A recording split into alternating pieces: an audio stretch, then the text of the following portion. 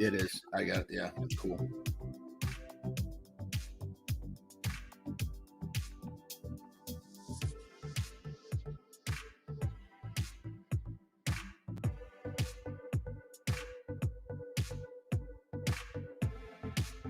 Catch the J.P. Peterson Show, Monday.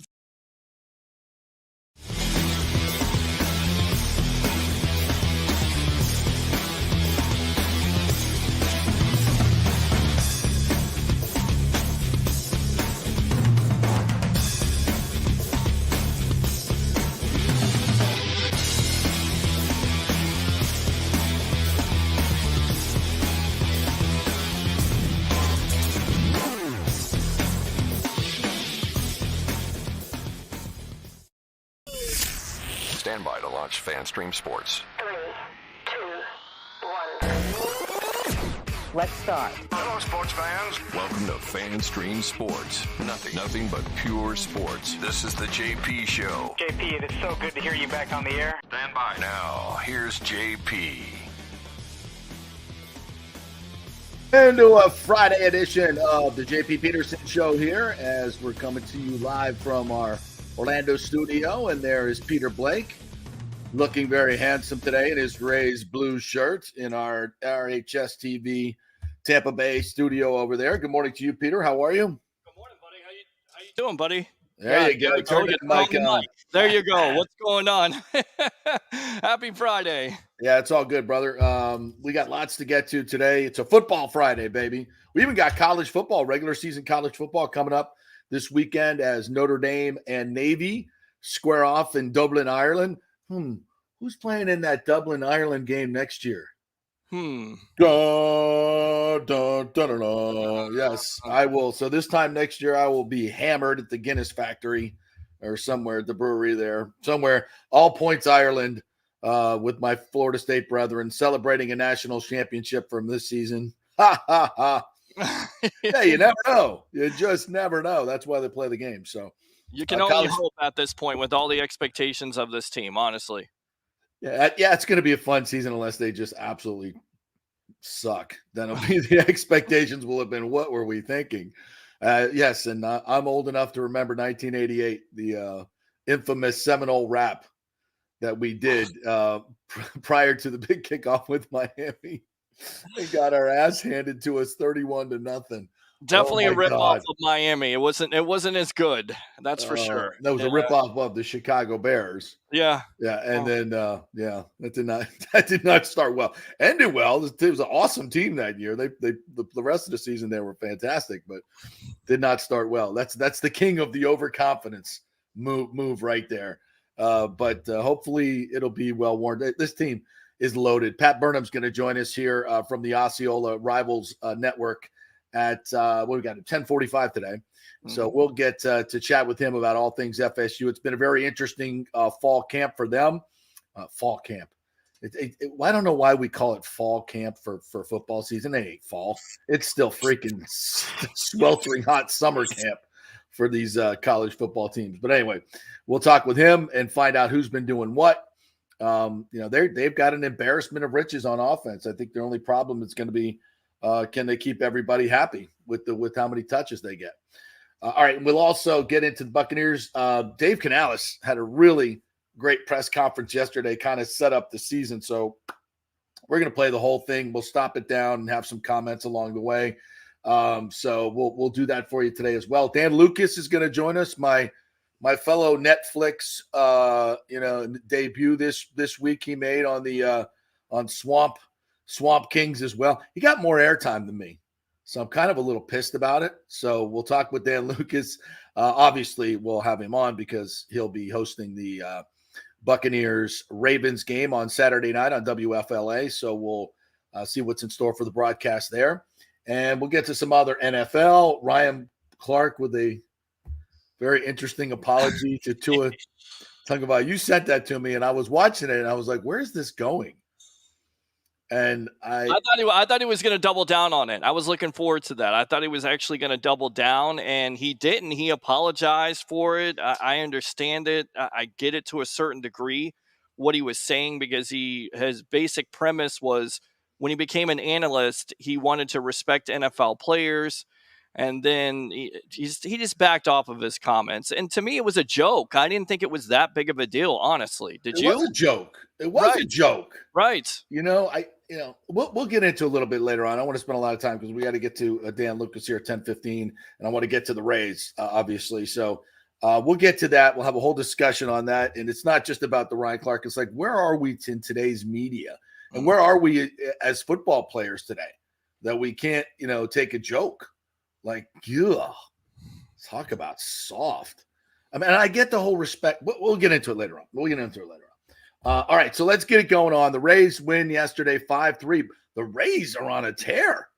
They sweep the Rockies. The Rockies suck. You might look at it and say, hey, why are we needing late inning heroics to beat the freaking Rockies? We should be blowing them out. Again, folks, it's baseball. It's baseball.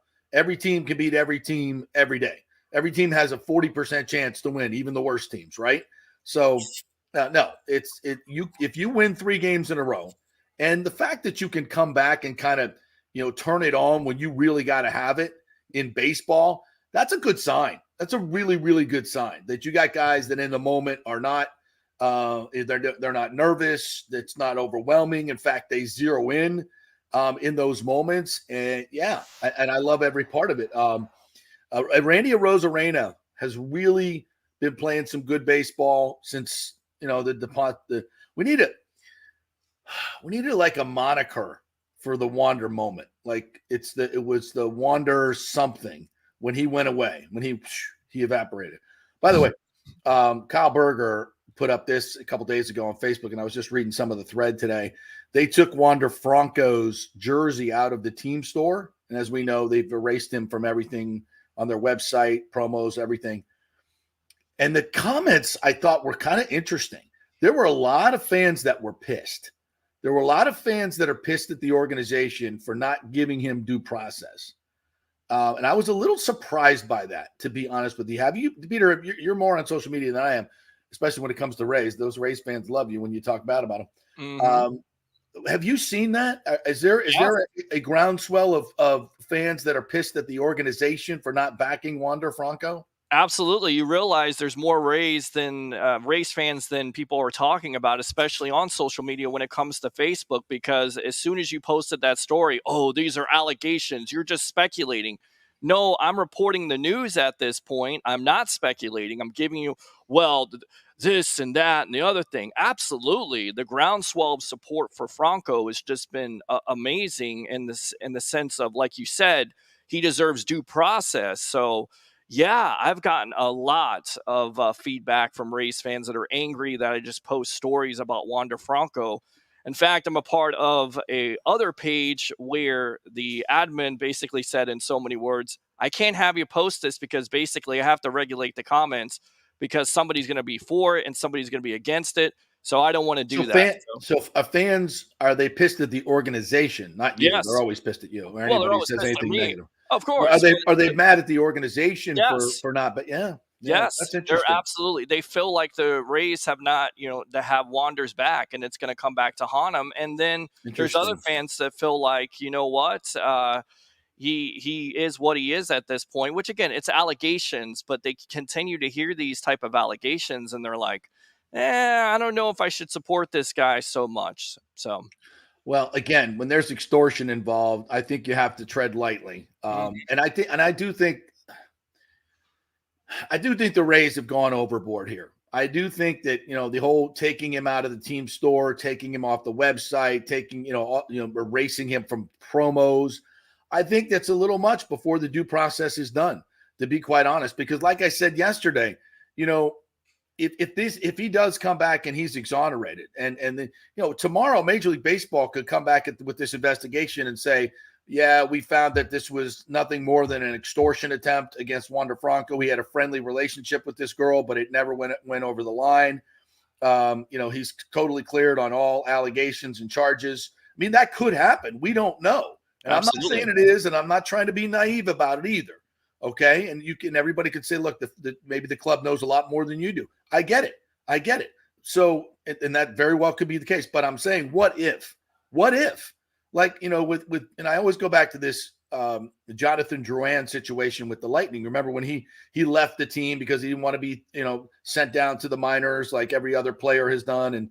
And really it became a toxic environment for him within the organization. The older players like, get this guy the F out of here. Right. Mm-hmm.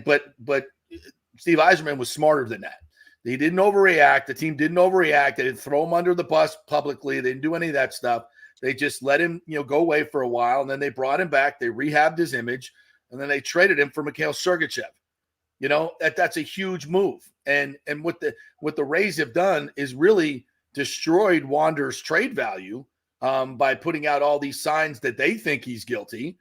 So when if he is exonerated, certainly Wander's not going to want to play for this franchise that didn't have his back, number one. And if he doesn't, and everybody knows he doesn't want to play for the Rays, then his trade value is diminished as well. So I don't know if the way the Rays have handled this is correct, but we shall see. If he's convicted on these charges and they become as heinous as some people think they are, but again, no proof yet, then we'll all go, oh boy, I'm glad they did that. So we'll see. Again, it's all going to turn out the way it turns out. All right, as for the game last night, again, Isaac Paredes with his 26th home run last night, evens it up at 3. Then Josh Lowe with a flipping bomb in the eighth inning. I think it was 425. I don't know what the hell it was, but he smoked that ball.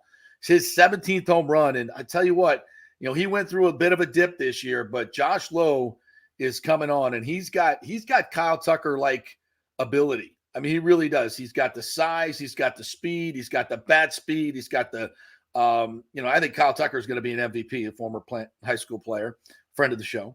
I think he's nice. Name drop there. Yeah. There you go, right? Former golf. I played golf with him. Come on, man. I never played golf before. Do you know that I'm in Florida and I never played golf before? So I got to play some golf with you sometime.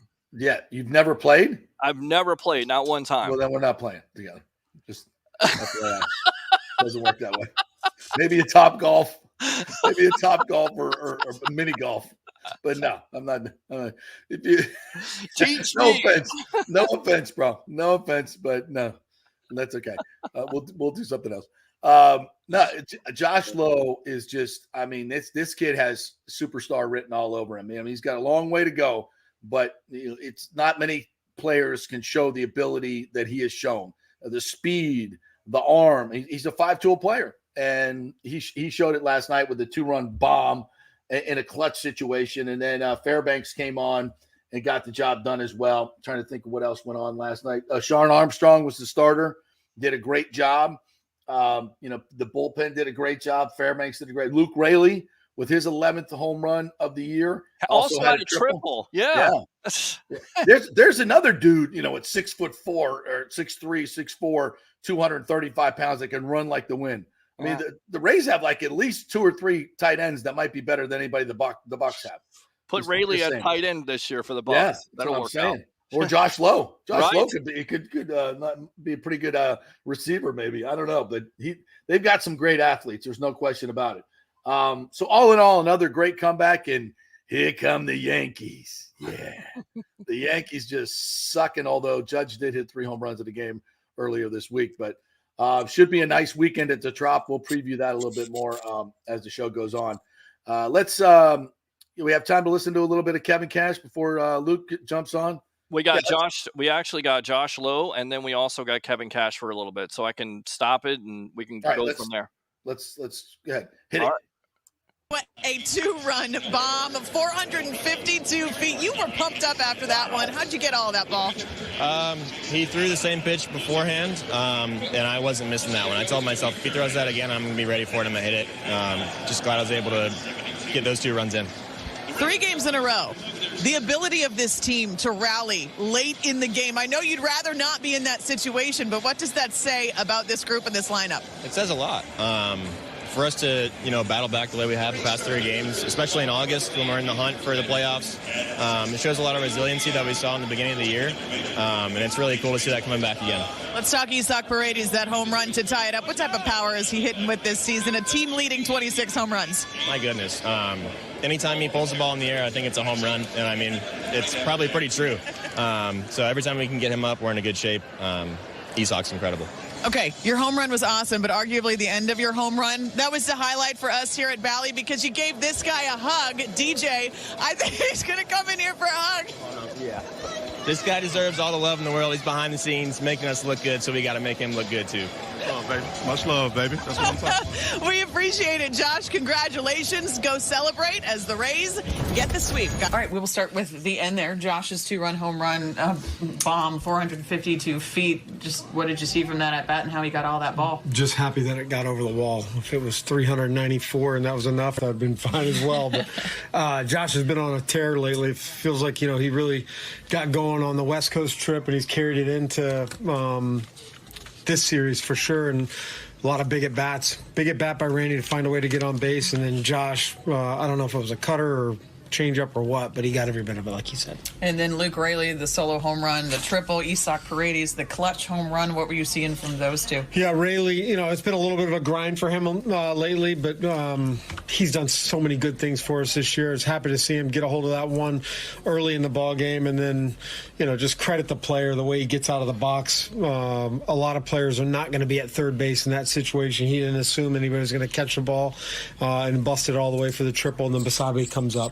And then the bullpen and, Jason Adams specifically, they really locked it in after the 5th inning. What was impressive about Jason and the rest of the way? Yeah, I mean, look, I thought we threw the ball well. The only pitch we'd like to have back is the 3-run homer to Jones. But Jason, we haven't done that this year. We've asked 2 out of him. He was so efficient in the first, felt like it made sense, given our best chance to win right there. And he was outstanding. Bought a little bit of time for the offense to add some more runs on. So what do you make of now 3 straight days of coming back late? Is it something that can build from you did it once, you did it twice, you did it again? I'd rather just win without coming back. You just get the lead in the first and keep it the whole way. But you take wins however you can get them. I don't know what you can build off that. I mean, I guess there were guys talking about this morning saying that it does give you that confidence of knowing if you're down or in this case tied late. Yeah. Hey, you did it recently. You can. And I hope there's a lot of confidence in that room. They've put together a pretty good season. Not 3 games. These last 3 games. If we're finding confidence from that, good. And then was the plan 2 innings with Jason, or was it because he was efficient? No, it was a plan. Okay. Yeah. What do you think kind of has clicked back for Josh? He got off to such a hot start, did struggle a little bit there, and then, like you said, since that was... Look, I think he's made a nice adjustment. The league pitchers are going to make adjustments throughout the course of the season. Maybe they did that to him, and he's worked hard to recognize what they were trying to do, and anything that he needed to maybe clean up in the back with motor. All those guys work hard at making adjustments, and it does feel like, he's covered some off-speed pitches and gotten to some more fastball here as of late.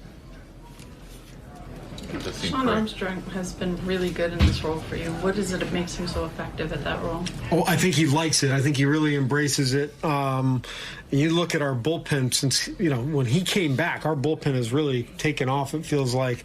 I think there's a little bit of a starter mentality that I'm going to let it go out, rip, and throw as many strikes as possible. It's nice that it's carried over in the opening role, and it's also carried over into the role when, he's pitching deeper in ball games. Just go back to Paredes too. Just seems like he's pretty. What a season he's putting together. I mean, pretty special when you're sitting there and being talked about with Longo and some of the years he's had. That's pretty awesome. And man, he's got a knack for getting big hits and big home runs for us. Yeah, what a great pickup Itzhak Paredes has been. I definitely whiffed on that one on the Meadows trade. He has really shown some prodigious power, and 26 home runs now. The RBIs come along with it. Pretty damn good. All right, let's bring in our good friend Dan Lucas from News Channel 8, the star of, co-star of Swamp Kings, along with myself and many of other brethren that we see on there. What's up, Luke? How you doing, buddy? You know how many screen grabs I got before I had a me chance too. to even watch it? I'm like, first of all, I was like, what the hell is this? who are you people? And then I realized what it was on. And I go, oh my God, you got to be kidding me. And then I was going through memory lane. I'm like, wow, when did we I talk do that? Tebow? Yeah, exactly. And then the realization comes, man, I wish I were that thin again. I'd give anything to look like that. I don't know, bro. You look like a 12-year-old. My God, not only were you thin, I don't even think you were shaving yet. For God's sakes, my God. I drove myself to work that day. I do remember that, so that was good. At least I had a license. At least I had a license. You know what's funny about that era, that time? Our exposure to Tim Tebow came through our teams in the Bay Area. I covered the Nice Armwood State Championship game, and that was on that day. I was down in I don't know what they called it back, but it was Hard Rock Stadium in Miami, and I after the game was over, they're doing the award ceremonies and all that, and Tebow's just kind of standing there off to the side by himself. So I'm like, well, I guess I could just go talk to him. So we went and interviewed him. I think a good 3 minutes with him, and he was very polite and gracious, and it was right before he signed with Florida, and it seemed like it was imminent. And I do remember saying to him, so anything coming up for you? And he laughed, and he said, yeah, I'm just I'm enjoying the process, and it's been a lot of fun. And you could tell he was anxious to take the next step, and he did. So it was kind of neat to see that part of the documentary, which I had issues with the documentary, but not that part. That was good. Yeah, I did too. I mean, they just kind of glossed over the fact that Aaron Hernandez shot 3 people. They're like, oh, he took a swing at somebody at the Swamp when he was hanging out with Tim Tebow. I'm like, well, what about when he shot 3 people? What about that right. one? We're not going to mention that? I think that these untold documentaries on Netflix, which have been terrific. The Manti Te'o was my favorite. That was great. That was great, yeah. But see, that one was so enlightening to me.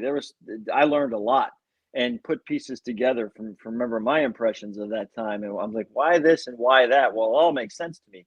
I don't get that with this documentary. I feel like they just kind of went halfway on that. And I know when you're getting certain people for access, you got to make some concessions. All right, we won't do this, we won't do that. But if you're going to do this documentary, I think we understand why you're going through the Urban Meyer era at Florida, because there were so many things behind the scenes and some things that were, lack of a better term, ugly. Yeah. No one's going to hate the Gators because of this documentary. If you're a Florida grad, Florida alum, especially during that era, I think you're curious to see what was going on behind the scenes. And I've talked to many Gators who were either students or just at the time season ticket holders or whatever during that era, and they're curious. They want to know what was going on behind the scenes. It just doesn't paint. If you had the entire story, I think it really paints a bad picture on Urban, and I think that was controlled, that part of it. I haven't seen. Have you seen episode 4 yet? I've not seen episode 4 yet.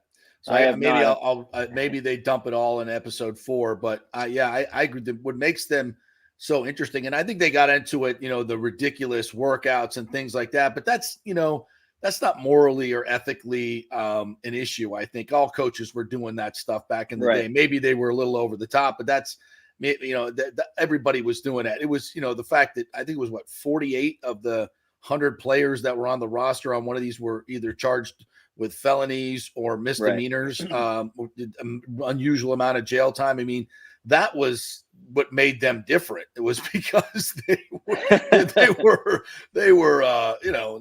no choir boys. Well, there was one choir boy. There was one, which is such an incredible dichotomy. Like, here is this guy that is literally up for sainthood, surrounded by guys that are, doing a lot of bad stuff.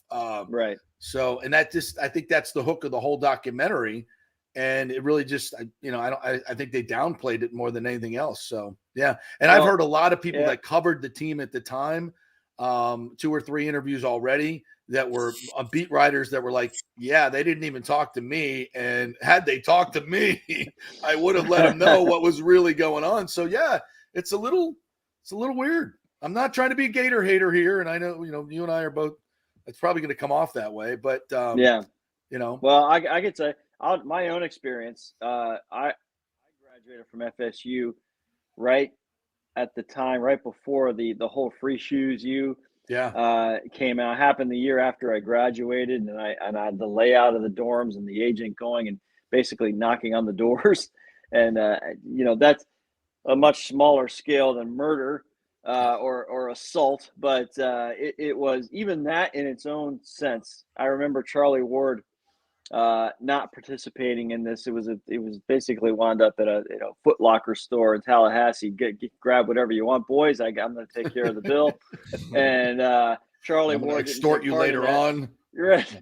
And he said when they knocked on his door, he passed and passed on it and took, so it's kind of like the correlation, I guess, between Tebow's life and relationships with these guys who are maybe involved in other things, and may not even be a fair analogy to either side. But I remember that time back then. Some of the names, like how could they do this? Yeah. How could they go get a T-shirt and stuff like that? But laughable. You just really. never know. You never know what the Gators did feed off of that for a while. Steve they did. He poured gasoline on that one. He had fun with it. I was working at Channel 27 at the time, and actually we broke that story.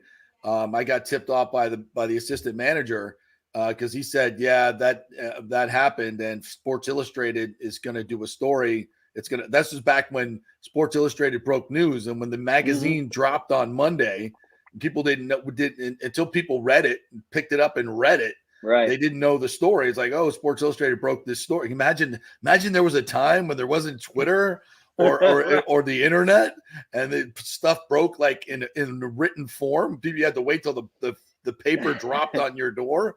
So I actually called Coach Bowden that night. I was on a Friday night. I'll never forget it.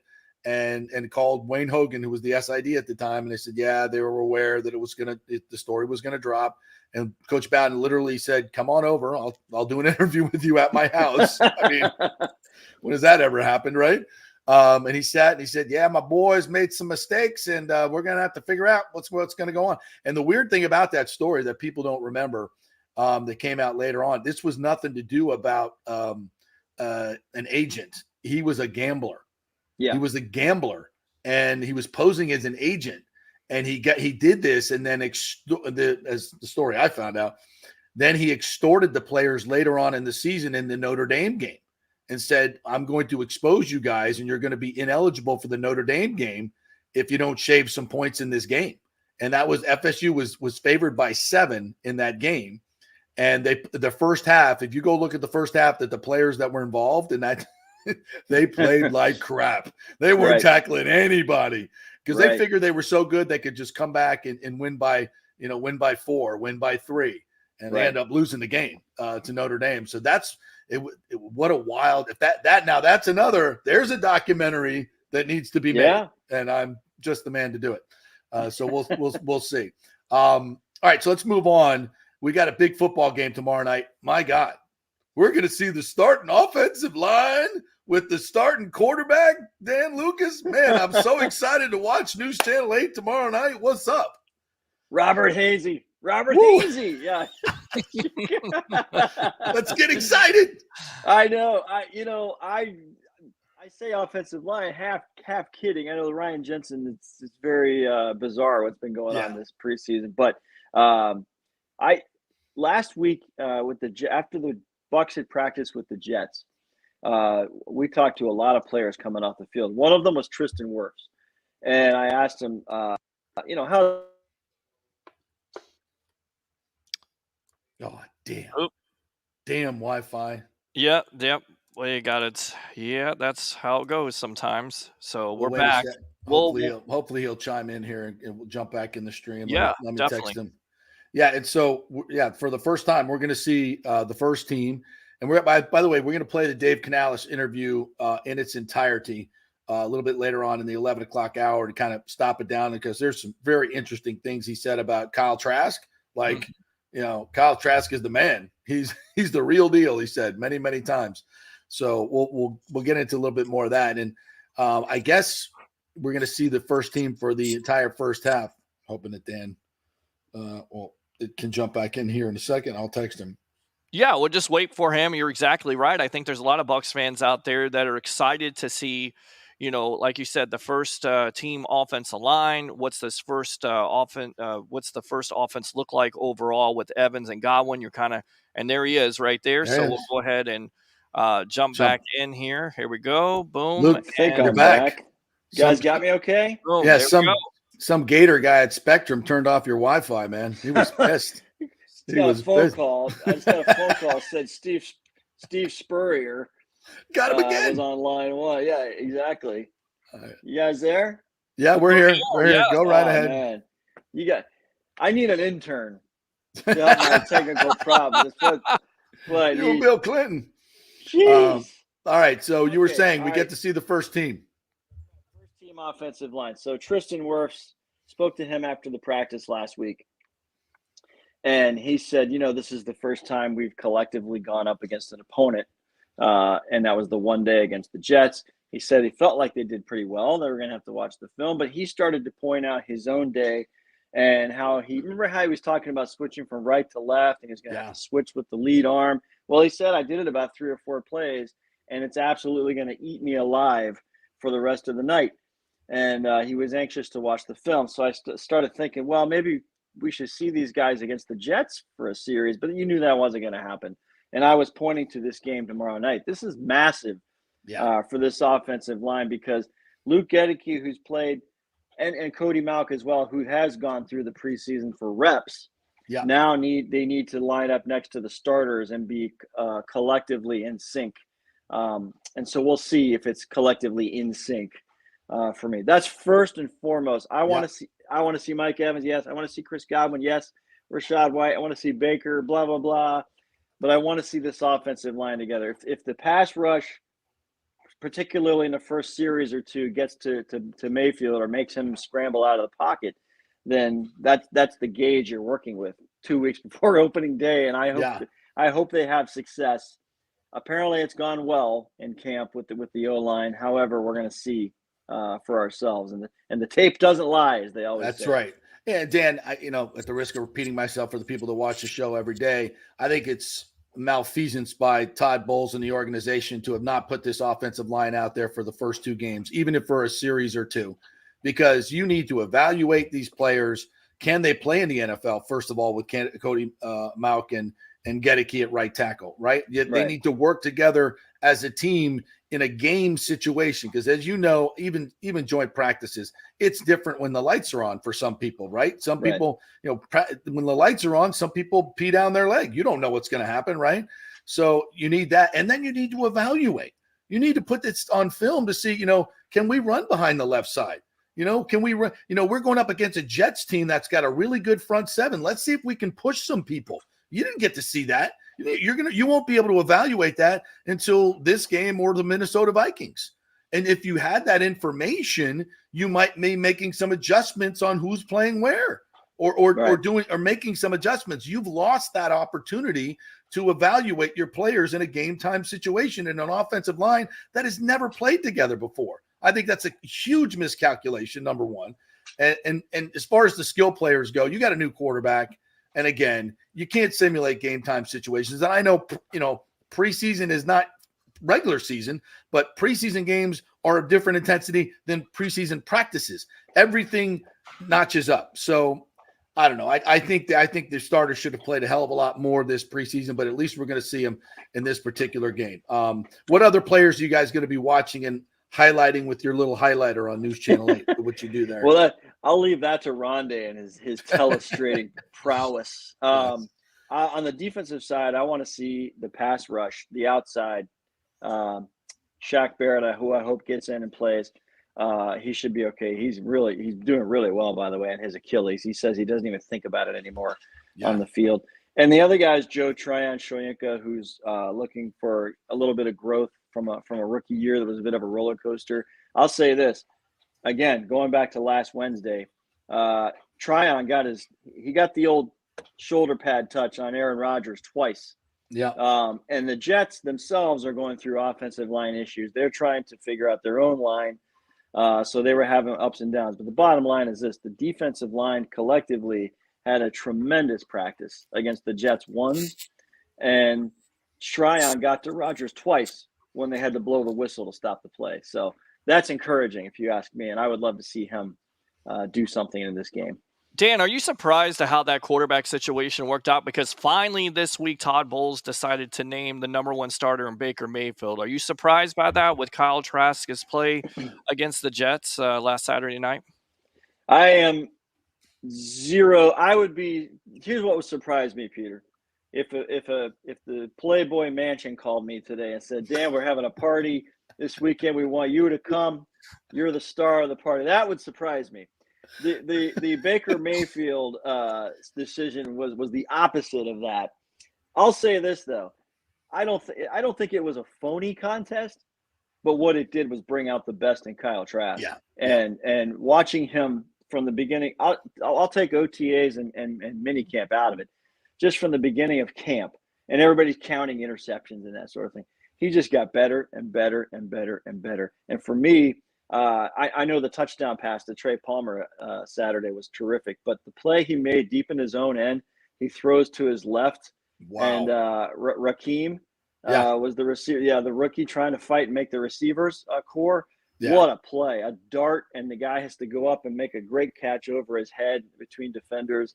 That was the throw of the preseason for Kyle Trask. And to me, when a guy's doing that, he's confident, he's feeling it. And so no matter what the scenario is, I am completely comfortable if Kyle Trask enters the lineup in a game ready. He can lead that offense, the ones. And I think that was the purpose of the whole competition, was to bring out the best. And I think that they did the right thing. Did it steal some reps from Baker Mayfield? Yeah, maybe. But the bigger picture is Kyle Trask may be an NFL quarterback. We don't know. Nobody knew Brock Purdy was going to take over, right? We can name 1,000 examples of quarterbacks that everybody said, nah, he doesn't have it.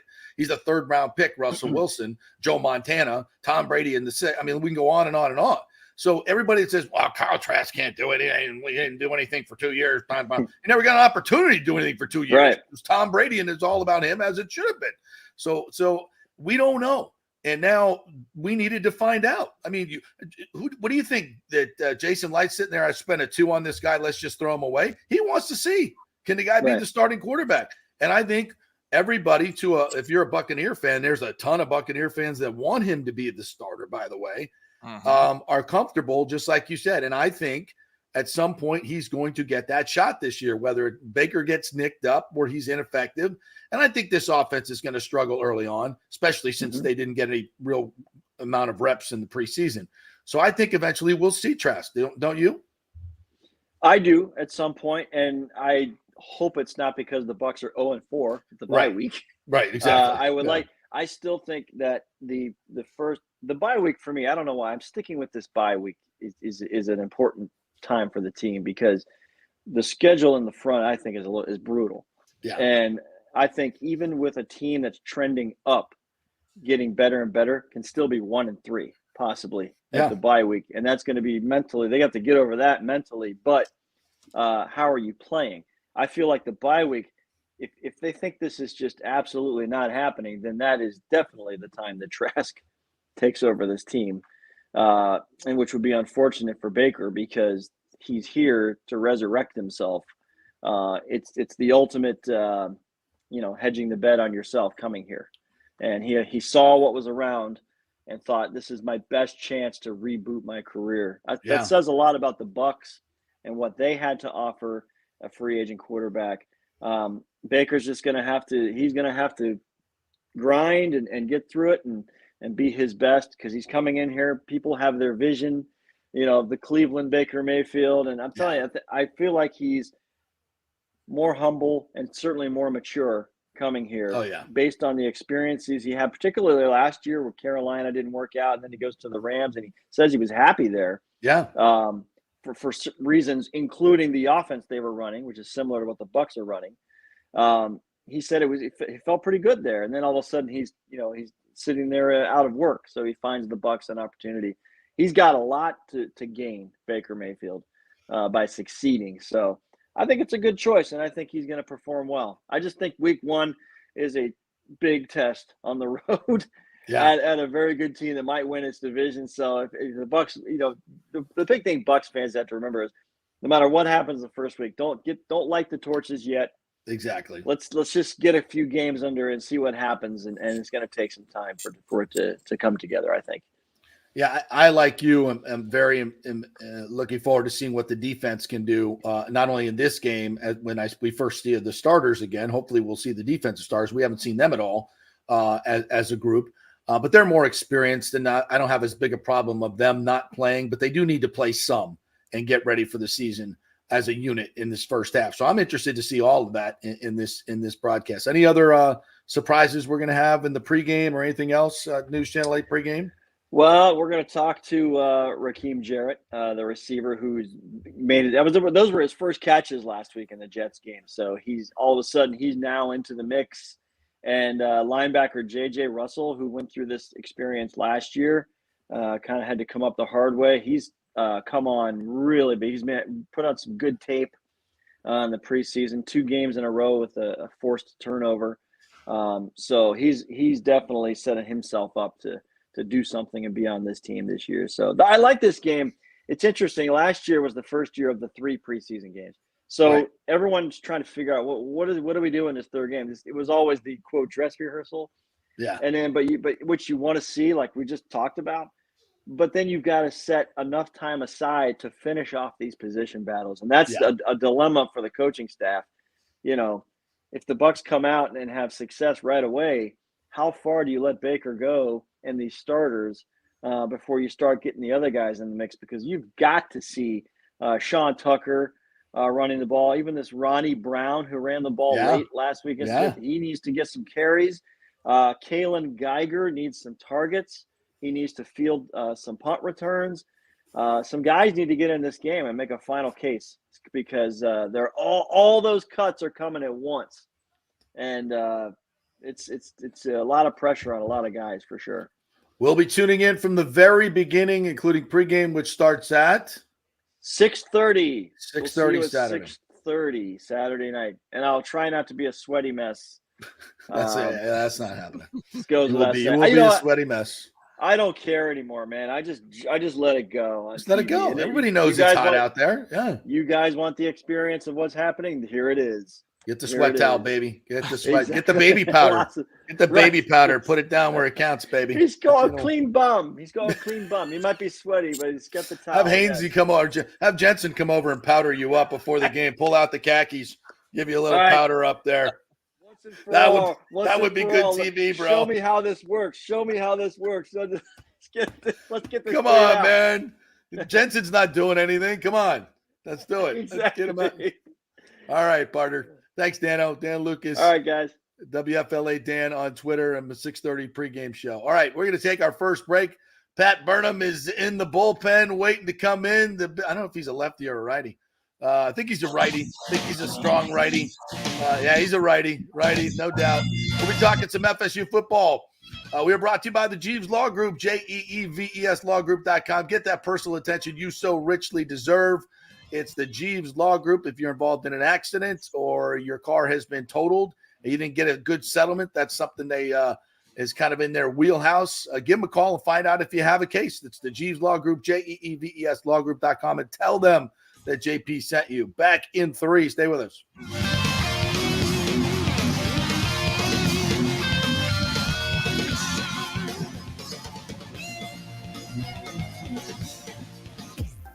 Catch the JP Peterson Show, Monday through Friday. JP here for the Jeeves Law Group, JEEVES. Call for a free case evaluation, 888-9-JEEVES. That's 888-9-JEEVES. We're local, we're trusted. The law firm brings over 80 years of combined legal experience focusing on clients in Tampa Bay, the state of Florida, and national class action cases.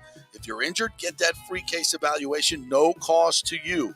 The Jeeves Law Group's focus is on auto, truck, and motorcycle accidents, as well as class action and consumer protection law. Scott Jeeves is a board-certified civil trial lawyer and a certified circuit court mediator practicing in the Tampa Bay area for over 30 years. You hear him on the show all the time. Great guy, big Gator fan, and great for the community. The Jeeves Law Group is a highly skilled team with years of experience that will apply their skills, expertise, and knowledge to assist individuals who have been in an accident with compensation for damages, lost wages, medical expenses, pain and suffering, and property damage. Get that free case evaluation, 888-9-JEEVES. That's 888-9-JEEVES. Catch the JP Peterson Show. Hey guys, are you experiencing those feelings of getting older, lower sex drive, fatigue, hot flashes, moodiness, or you just don't feel like you had the vitality you once had? It's a chronic problem here in the United States. You're not just getting old, it's likely low testosterone. Studies over the last 20 years show a shock. Males aged 16 to 39. Older men have seen a sharp decline as well. So do something about it. Go see my friend Christopher Lugo at Bay Area Modern Medicine. Look, testosterone replacement is not a frivolous treatment. It takes a professional, targeted approach that focuses on total body wellness, vitality, and emotional stability. Not a one-size-fits-all approach like many clinics use. They will monitor your blood work and adjust your treatment as needed for optimal results. Folks, I've been on testosterone therapy for over 6 years, and it is a life changer. You will feel and look better than you did 10 years ago. Give them a call at 844-977-3477 or go to BAMMC.com. Tell them JP sent you for priority scheduling. That's 844-977-3477 or BAMMC.com. During COVID, over 1.7 million people were added to the Florida Medicaid rolls, but as of April 1st, 2023, most of these people may not be eligible for the Medicaid coverage and will lose their health plan. If you have been notified you are losing your coverage, don't freak out. It's very likely you can apply for a federal subsidy under the Affordable Care Act. Just call 877-652-0244. Our representatives will walk you through the whole process, get some basic information on your income, number of kids, and then they'll find a plan that best fits your needs. In fact, with the new laws, 90% of Americans qualify for reduced or free health care. You can select great plans like Florida Blue. That's my carrier. Love them. Paying $800 left after making the call. 877-652-0244. Our highly trained professionals know all the intricacies of the new laws. They will do all the work. You save tons of money. So if you're being dropped from Medicaid, fear not. Call 877-652-0244. Get real health insurance, free doctor visits, free blood work, no deductibles. 877-652-0244. Hey, JP here for Extravaganza Productions Incorporated, EPI. You've probably seen their purple logo at so many events that you've gone to. They are based in Tampa, and for over 33 years, they've been creating and producing conferences, meetings, and special events, the biggest to the smallest. Solid reputation of delivering the best audio-visual, sound, lighting, entertainment, video production, and decor on time and on budget. I've worked with them with so many big events. The Warrior Games, which was an Olympic-style event all over Tampa Bay, from McDill to the Convention Center to USF. They did it flawlessly, made it look big and fantastic. I've worked with them on small events as well, large and small meetings and conferences, sporting events, fundraisers. If you got a fundraiser, you don't know the logistical way to pull it off, they'll take care of everything. Entertainment events, branding events, grand openings, so much more. The folks at Extravaganza Productions are the most professional and the best. I've worked with them many times. They are fantastic. You can contact them through extravaganzaproductions.com or call 813-621-4700. Extravaganza Productions, they are awesome. Coming back at you. Now, more with JP on FanStream Sports. It's only just begun. All right, we are back, and it's now time to talk some college football with our Italiano Insurance Florida State report. And we bring in our man from Tallahassee, the great Pat Burnham, Osceola Pat from the Osceola.com and the Rivals Network. What's up, Pat? How are you? Well, you know, JP, every time I come on your show, you seem to have gotten more famous.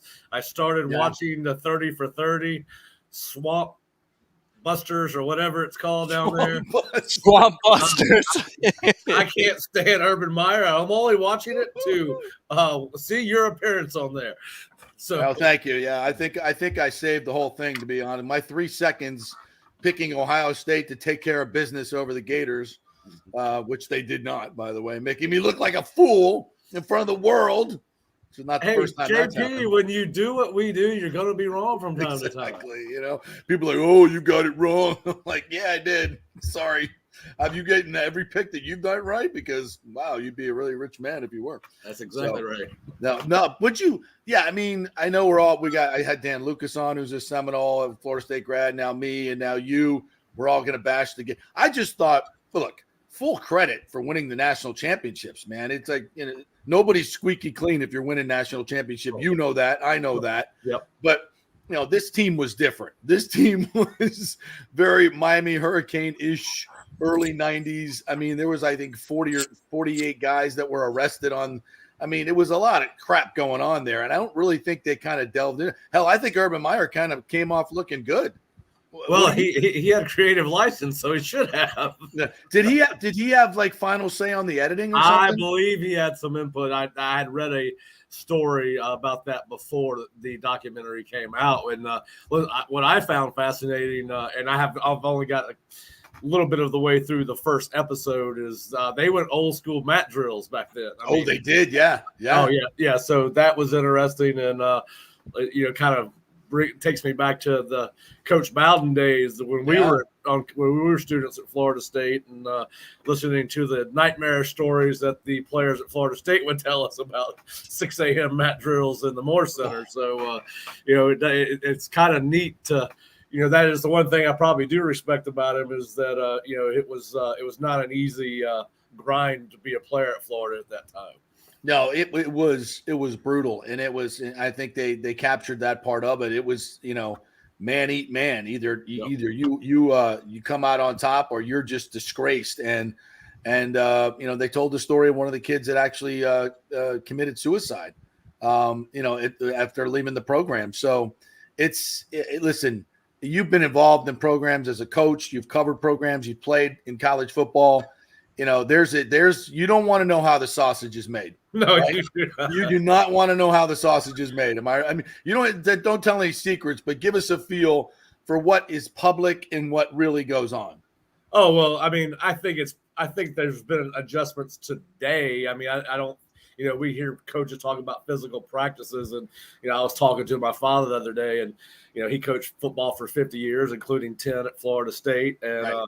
We talk about, you got to take physicality by era, right? I mean, I told him not a lot of the things that you did back then could you do today. You probably don't need to do. But listen, back then, 32 period practices were commonplace. You did live inside every Tuesday and Wednesday. They, insides changed. But yeah, certainly back when you and I played, JP, the mat drills were real. I mean, we did them back in high school, and the wrestling you saw Urban Meyer's teams doing at Florida, we did that back in high school. That's how we finished mat drills. And I remember getting my leg broke as a sophomore doing the same mat drills in wrestling. I mean, that's a true story. But and in college, listen, you go into a film room, and I remember thinking that, boy, I played at a tough high school. I've got a father that's a college football coach. The transition to college football is going to be fairly easy. There's going to be nothing I'm not ready to handle. And I remember going into my first post-scrimmage film review, which Terry Bowden was the head coach at the time. And, I thought, well, listen, there's nothing he can say that's going to be any different than what I've already heard. And I walked out of that meeting. I heard things I didn't hear my father say. I didn't hear Wayne McDuffie say. And I was God. I was like, do I really want to go back out to practice the next day? I mean, this was our off day, and I am getting ripped. I mean, and so was everybody else. Oh my God! I mean, I just the intensity level. Behind closed doors. I'm not sure is something that most people that haven't played the game understand, and it is a huge commitment, and it is a grind. It's even a bigger grind today as far as time commitment that the kids have. Now the coaches can work with kids in the summer. It's almost like they have another set of spring football dates. They get 2 hours a week during the summer for coaches to walk with players. Now I think it's got to be position specific, but anyway, it has certainly changed. But yeah, listen, some of the things I heard in that first meeting with Terry Bowden, first of all, I was surprised they were coming from a Bowden. And secondly, I knew it was all about business. And I remember, and of course, you're stupid at 18.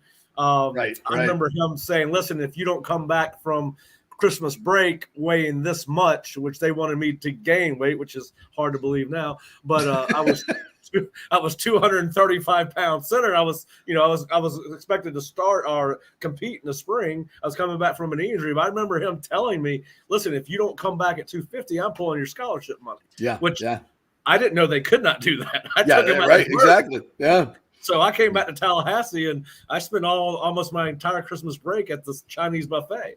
Yeah. Yeah, like that's going to make you a better player, right? Yeah, It's just being fat.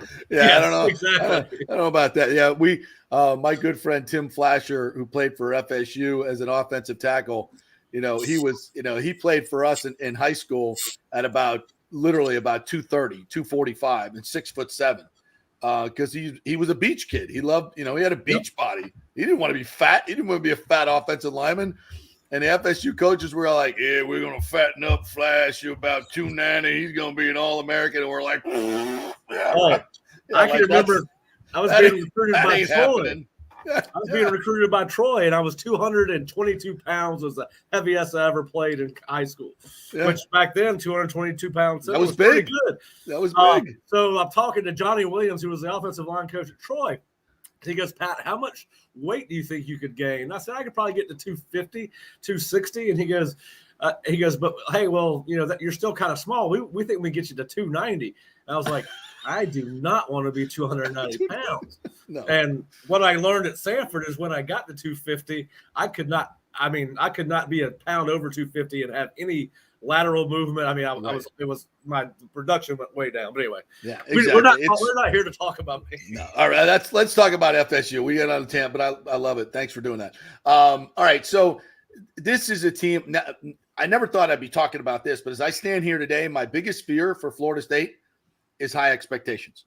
Like I'm scared that this team is going to read their press clippings and go out and drop a freaking deuce against LSU, a la 1988 Seminole rap against Miami. Yeah. We're not doing any rap songs, I hope. No, but they have been everybody is kissing their ass like they're back in, they're and it's great because the talent's there, but it worries me a little bit. You've been around the team. Are they taking the cheese, as Nick Saban would say? Are they eating the cheese? I don't think so. Listen, they're not cocky. They certainly seem confident and comfortable with who they are. And they really, JP, you don't see any players that aren't performing in practice because of the expectation. This is a team that seems to like to compete against each other and play with each other. We've talked I was watching practice the other day, and you got players on the offense, maybe during the pass rush drill, that are telling defensive ends or defensive tackles, "Well, this is how I won that. This is where my hands were." And, then the defensive line will do the same thing with the offensive line. Well, this is how I got by-in. I was watching Odell and Gabe Farida, who's one of the offensive line analysts, doing the same thing. They were during the pass rush drill yesterday. Gabe and Odell were engaged in the conversation. But anyway, no, listen, they seem very confident. They look better than they did last year. And listen, they went 10-3 last year. But I don't think, JP, when to offset your concern, I don't think they met their expectations last year. And I think Jordan Travis and Jared Verse and Fabian Lovett, and I think they want to leave a legacy at Florida State. And I think to do that, they have to at least go to the ACC championship game, if not win it. And I think that's the motivating factor for them. I don't think they feel like they lived up to their expectations last year. So I think there's still something left on the table for this team, and that's what they're shooting for. So yeah, a lot of publicity. I saw Brett McMurphy, and I know Brett had him third. I start reading that, I'm like, well, I'd run them start 10 or 11 and undersell, over deliver type of thing. Right. But listen, they've looked very good in practice. Offense, I think, has got a chance to be really, really good. Frontline defense. Boy, I wish they could have Darrell Jackson. I wish there was some way that waiver would get passed. He is a first or second round draft pick and the best player on the football team, in my opinion. If he's available, he's just different, JP. He's hard to block. I mean, good players on Florida State's offensive line have struggled with him.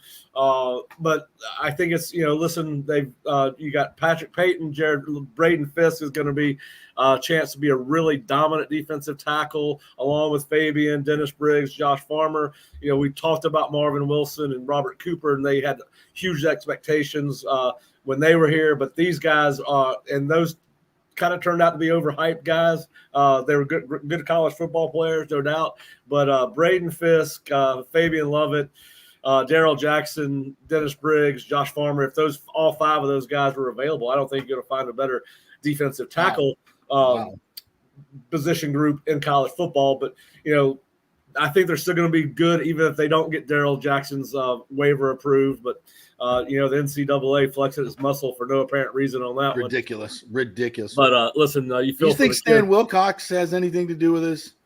Listen, JP, I would hope that whatever axe he has to grind, if he has one with FSU, you would hope he would not use a 20-year-old kid to grind that axe. But who knows? People are strange. It makes no sense. It makes no sense what they've done. I mean, there's precedent all over football that this would easily be accepted as a waiver. Why it is not, and they've not given any reason, have they? I mean, they obviously would have. Their decision, they would have let the university and the kid know why it was denied.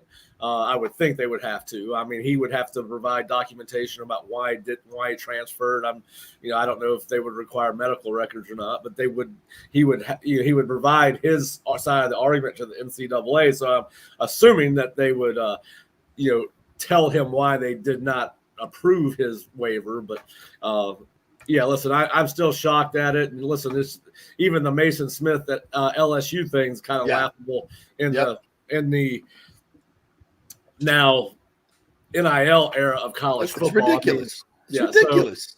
Listen, I'm hoping that things like this maybe college football will realize it's better off without the NCAA who's applying rules to things that really don't, aren't. Pat, I said this about Harbaugh, and he went ahead and Michigan self-imposed 3 games.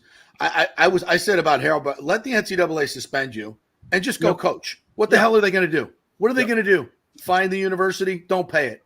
I mean, what are they going to do? They don't have any subpoena power. They don't have any judicial power. They're not going to come arrest you. If I'm Mason Smith, Darrell Jackson should just go out on the field, get all the ACC teams to sign a waiver or whatever, and just go play. What are they going to do? They have no jurisdiction anymore. They have no power anymore.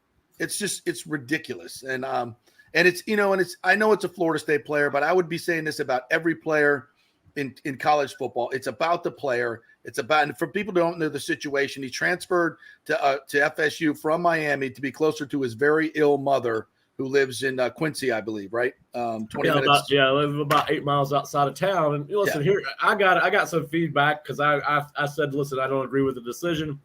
And I got some pushback from some Miami fans. And they said, well, he transferred to Miami for the same reason. Well, if his mom's not doing better, if she's in the same situation, maybe it was best for the kid to be as close as he possibly could be. So, I mean, just if the situation has not changed, maybe that's why it necessitated him moving on to Florida State. Well, let's hope. Real quick, let's talk a little bit, hit the offensive line as well, because this is another huge part of going up against an SEC team. It's all about the front lines. You covered the defensive line. The offensive line, I think last year did it. I thought they dominated LSU on both sides of the football in the trenches, and that's why I think they have a great shot to win this game this year. Yeah, listen, I think it's the best offensive line we've seen at Florida State in some time. Jeremiah Byers, to me, is the best offensive lineman of the group. You've got at least, in my opinion, you got 3 starting caliber offensive tackles in Robert Scott, Bless Harris, and obviously Jeremiah Byers. Alex Atkins, offensive coordinator, offensive line coach, has always said that he'd like to have an 8-man rotation. I've heard Mike say they got 8 to 10 they feel like they could play with, but I do think they have at least 8 they can play with. Maurice Smith continues to get it done at center, and then you've got a guy like Darius Washington who started at 4 of the 5 positions on offense. I think he's going to find his way into a starting slot. But you have Bless Harris and Robert Scott and Jeremiah Byers at tackle. Then you've got obviously Dimitri Emmanuel, Casey Roddick, and Darius Washington, and Maurice Smith at center guard, right? So they've got some depth there. They've got some good young talent that is going to develop and continue to get better. Even as, and Mike's right, there's development that happens during the season. So some of these kids, as younger kids, as they get better, like a Jalen Early, may have a chance to really be a prominent part of the two deep. And if something were to happen, certainly the fall off this year would not be what it has been in years past should a starter go down. All right, partner, tell everybody how they can get all the information, and you'll be joining us each and every Friday or whatever you want to join us. Yeah, we'll figure that out. Information. We'll figure that out. How they can get all the good content from the Osceola and Rivals Network. Yeah, just go to theosceola.com or floridastate.rivals.com. Both will take you to the same place. Obviously, we've got a special right now, 60% off. I will hit JP up with the link so you can share it with all of his listeners. But we do have a special that's running through this weekend where you get 60% off. It's right around $40 for your first year subscription. But obviously, we have just future casted Zaquan Peterson, the 5-star cornerback from South Florida, to Florida State over Miami. So we give you our reasons for that. If you want to read why Charles Fishbein and Charles is a longtime recruiting industry professional, and we give our reasons why we think Zaquan's coming to Florida State. He will be committing to at some point tomorrow. But yeah, go to theosceola.com or floridastaterivals.com. Check us out. Take advantage of that 60% discount. Awesome, Pat. Thanks, buddy. Appreciate it. All right, JP, y'all have a great one. And hey, listen, that baby powder stuff, that's real down here, up here too. we'll get my next guest to do it on TV, man. He'll definitely do it. So we'll see. All right, guys. Appreciate it. And let's bring in our good friend Doug Wechter from Rays Television. I got to catch you up to speed now, Doug. Thanks for joining us here. We had Dan Lucas on earlier. And I'm like, listen, man, you're going to be doing the pregame. He was complaining how hot it's going to be out there. You get to work in the air conditioning. I get it. I said, get Ryan Jensen to come over there and do the baby powder thing. Pull your khakis back, dump the baby powder down the backside. So, you got to keep everything clean down there. You got to keep it clean and dry. That's how it works. You don't have to worry about that because you're in the AC all the time. So yeah, it's nice and cool and comfortable where I'm broadcasting from. So I don't ever have to worry about it. Hey, this is the first time I'm on StreamYard. Everything's okay? You sound great. You tip the hat up a little bit so we can see your handsome face. There we go. How about I go backwards? No, go backwards. That's what I'm talking about. Yeah, I do that all the time. I love it. Looks good. Looks fantastic. How you doing, partner? You good? Yeah, everything's good, man. Everything's really good. Just cranking away. I mean, look, we're getting ready for a postseason push here for MLB. You got football going on. It's like it's literally the best time of the year for me. I just absolutely love this fall time. And even though it's still 130 degrees outside, good to be in the it's that time of year that you just love it.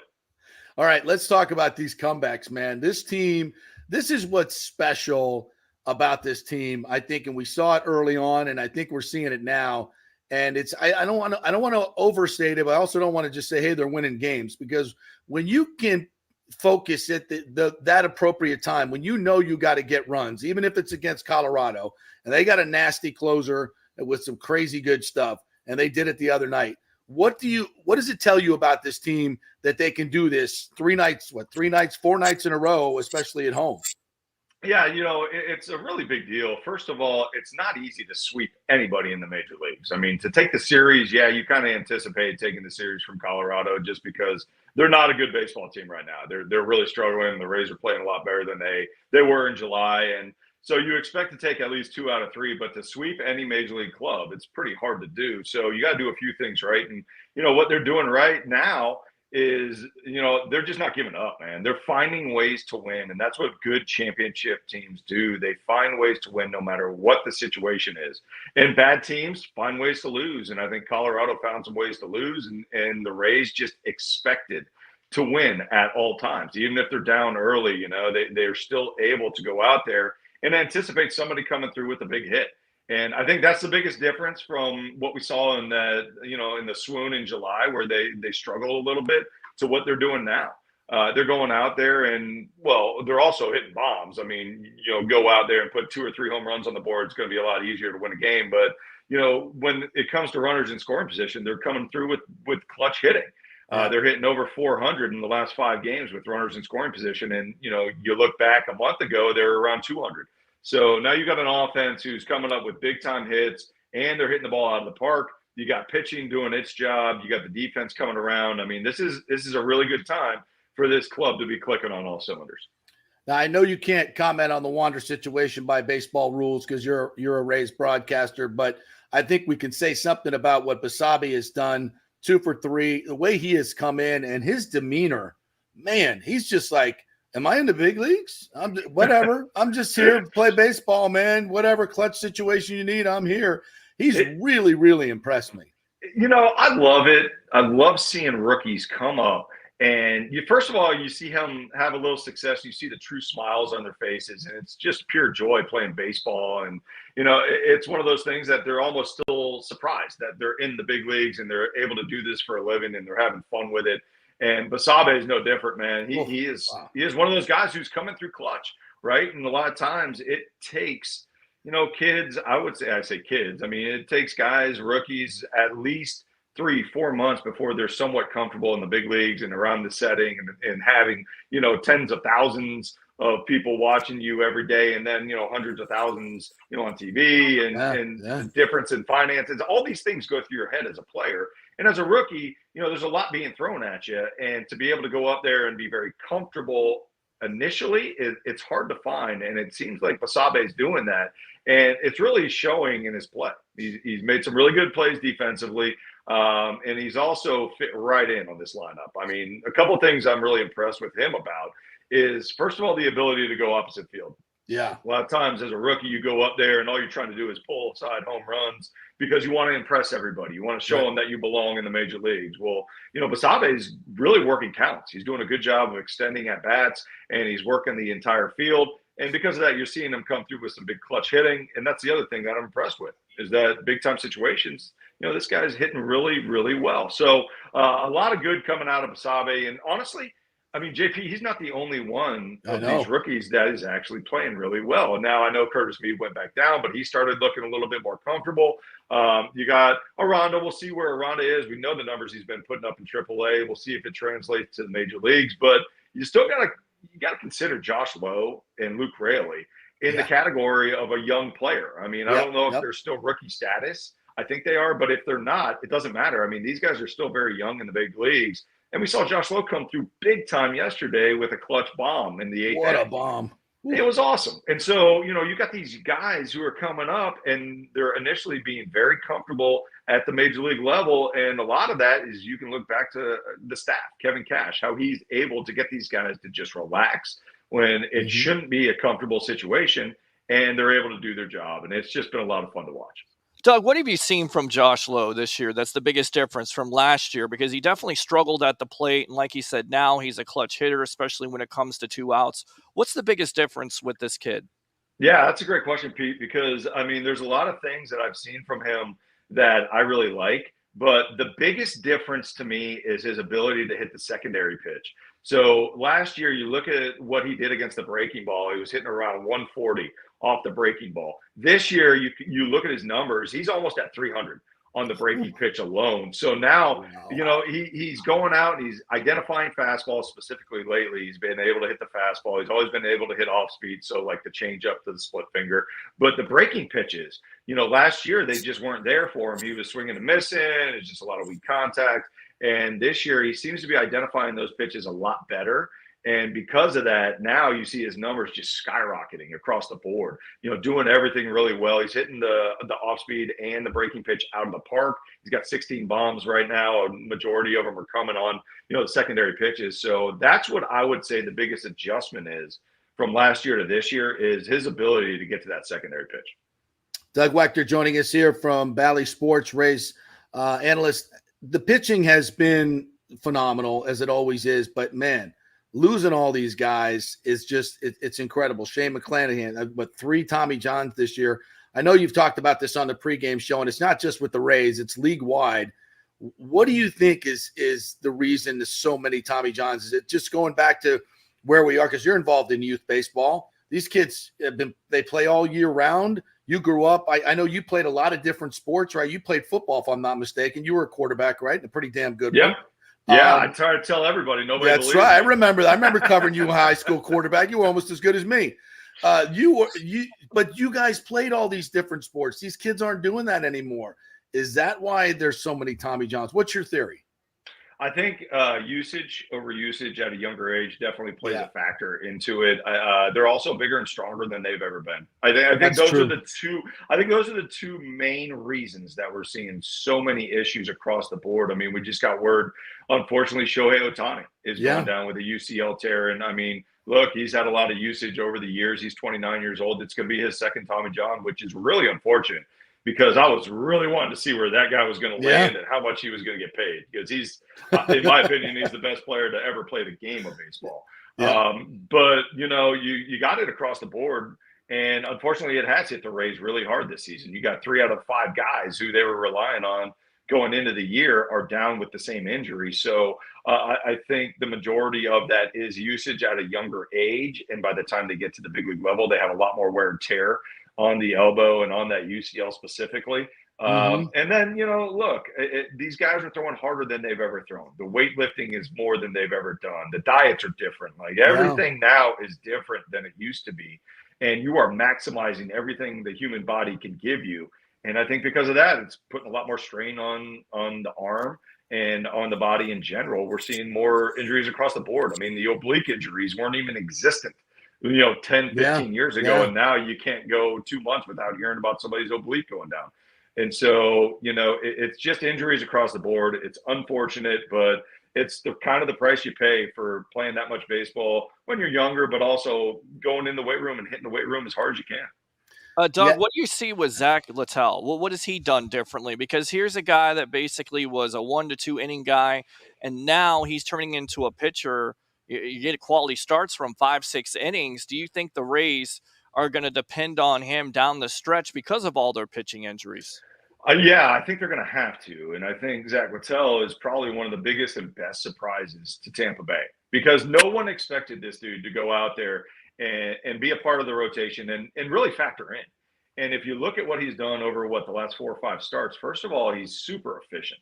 Goes out and can get you 5, 6 innings and can do it within 70 to 80 pitches. And for a bullpen guy to have to basically transfer into their starting rotation this deep into a season and do it that seamlessly, it is very rare to see. I mean, most of the time guys struggle getting there because a lot of times you get bullpen guys with a lot of swing and miss, and they rack up the pitch count so quickly they can't get past 3 or 4 innings. But, Littell, one of the things he does so well is he pounds the strike zone. He goes out there and he will just pump the strike zone, especially early in the count. He gets a lot of first pitch strikes.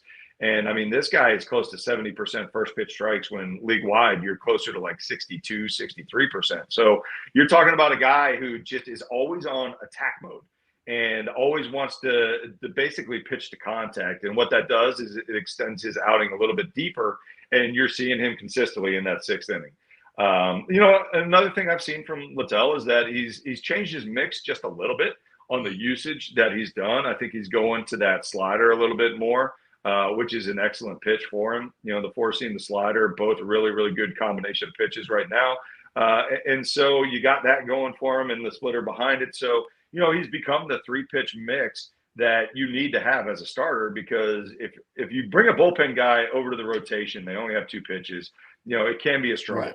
Because you just flat out, you need a 3rd pitch in the rotation. And so for Littell, he's pounding the strike zone. He's got 3 pitches. He can utilize them all, in negative counts for a pitcher. So there's a lot of good things going for Littell. But I'll tell you, just the ability to go out there every 5 days and give you 5, 6 innings is huge for this club right now, who's been, really hurt with the injury bug.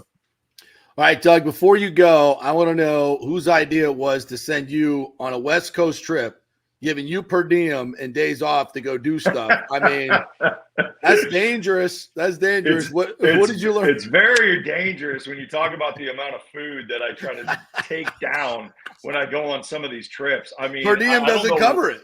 I don't know. I lose money every time I go on a trip, every single time. And that's including going on a big league flight where they literally give you food the entire time. And I'm still losing money and I'm gaining weight. So, I don't know what it is, man. What was your best meal out there? What's your best meal? Well, throughout this year, I love going to the West Coast because I love the seafood on the West Coast when you get it right out of the Pacific. And so one of my favorite trips every year I get to do it is Seattle. Seattle, the food in Seattle and going to that Pike Place Market, to me, it is just, you get that cold water crab, and then you get some of that halibut, the salmon. Oh my God, it's just unbelievable. But then look, I got to go to Texas. I got to go to Kansas City this year. Hopefully I'm holding the camera far enough away from my face so you don't see how much weight I gained. But I mean, my goodness, it was all the brisket, the tri-tip, across the board. I'm going to have to go on a fast for like a month straight after the season just to cleanse the body and get. You're looking good, bro. Keep eating that broomstick hot dog, bro. That's that thing. Yeah. I'll tell you what. As good as it might have looked on camera, that might have been a mistake. I'll just say that. Doug, look, I think you want to try out for the Tampa Bay Buccaneers in that third quarterback spot because it may be open for you. Any thoughts on that? Yeah. Hey, look, it may be. Hey, listen, you're talking to a guy who went down on the IL for a finger injury. I don't know if I could go out and play in the NFL right now. I don't know if I have that toughness. It's a little different. Baseball players are a different breed. There's no question about that, man. All right, Doug, thanks, man. Are you working this weekend, the Yankee series? I am. I'm really excited about it. It's going to be a good one tonight, Cole versus Eflin. Go Rays. Yeah, and it's catching the Yankees at a good time. Boy, they suck. They're struggling big time. There may be a general manager position open in New York. I'm just saying. Well, you never know. You never know, man. If you don't win with the Yankees, boy, that they're payroll, not going to give you long. They are not going to give you long. I don't know how Cashman keeps his job, to be quite honest, but they're going to clean house. They're going to clean house. Good for him. Yeah. All right, Doug. Thanks, man. Appreciate it. You look good in the backwards hat. I think I'd go with that tonight on set. Anytime I come on, moving forward, you're going to see me with the Ken Griffey look right here. I love it. Yeah, I think I need to do it too. All right, partner. Thanks, man. Appreciate your time as always. The great Doug Wechter. Man, we got to hit a break, man. We're getting all content all the time here, kiddos. Quick break. Probably won't be quick. Actually, might be 5 minutes this time. So still well below the league average. We'll be back. Thanks to all of our sponsors, the Jeeves Law Group, Bay Area Modern Medical Center, Italiano Insurance, the Golden Diamond Source Extravaganza Productions, and American Mortgage Services. And don't forget, if you got a big event coming up, whether business, a big birthday, big charity event, Extravaganza Productions can do it all for you. Great audio, visual, and creative. They'll give you a free creative session. You can go look at their props in their huge warehouse, which is really cool. All for free. Just tell them JP sent you. It's Extravaganza Productions. Back in a bit. Stay with us.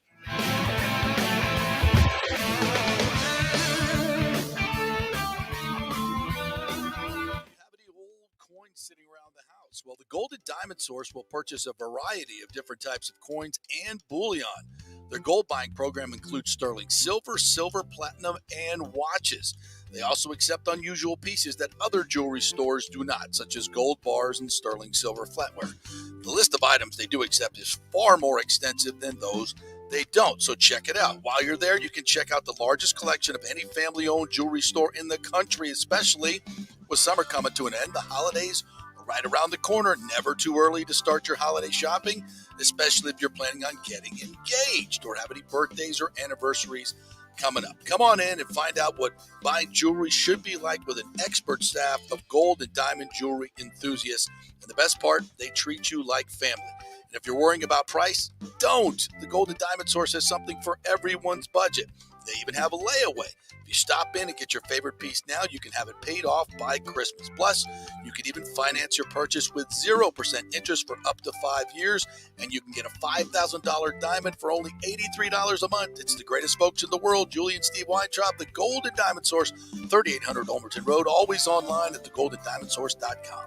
JP here for my good friends at Italiano Insurance, and they did it again. Once again, Italiano Insurance stepping up with the best customer service. I was in a bind.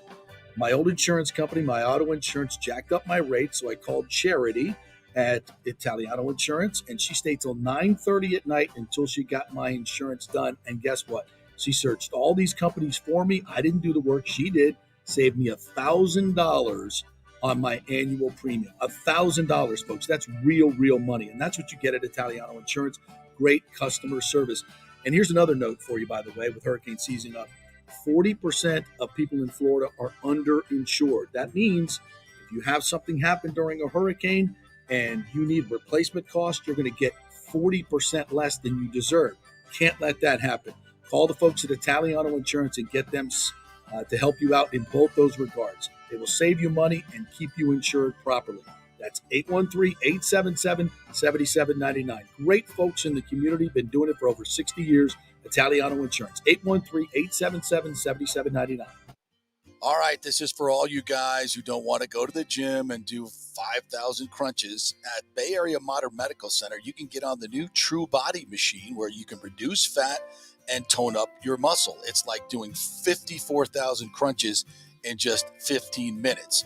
Define your body as you see fit. True Body offers personalized muscle stimulation that delivers the equivalent of those 54,000 crunches in just 15 minutes. Just get in touch with them at Bay Area Modern Medical Center, BAMMC.com. Chris Lugo and the team over there will set you up on True Body and get amazing results. Non-invasive with comfortable and little to no pain and zero downtime. You can isolate and target those areas that you want to improve and treat multiple areas simultaneously. It's an amazing machine, so check it out at Bay Area Modern Medical Center, BAMMC.com.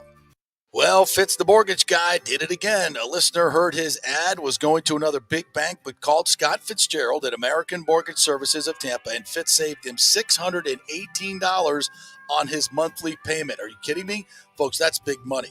Rates are going up, they're going down, they're going all over the place. Scott will shop your loan and save you lender fees and get the best rates. Email him, scott@amstampa.com, or call 813-294-7595. That's Fitz the mortgage guy.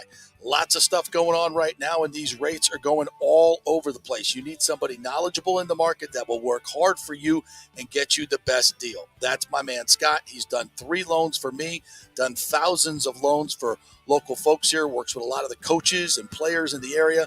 He's the guy. 813-294-7595, or go to scott@amstampa.com. Let's go. Right now, back to the show with JP on FanStream Sports. And we'll come back to the JP Peterson show. Tally made an appearance there a little bit. Can we see what's up, girl? Oh, there she is. She's getting the co-hosting role there, Peter. Look at that. Uh-oh. There you go. There's your new co-host right there. I gotta watch out. I had to jump up and get a quick snack, and of course she followed me. I love it. Like all the good labs do. There you go. I miss my dog Alex. He usually gets into the shot there sometimes. What kind of dog you got? He is a Catahoula. He's a Louisiana hunting dog and a Dalmatian. So a Catahoula? Yeah, a Catahoula. Yeah. Oh. Yeah, it's a different dog. He looks actually like a lab, but he's not. He's a Louisiana hunting dog, loves the trees, loves to go out there in the water. Play ball? Love to play ball? He loves to. He loves it. He loves it all. He loves to run around. He's like 6 years old going on 1.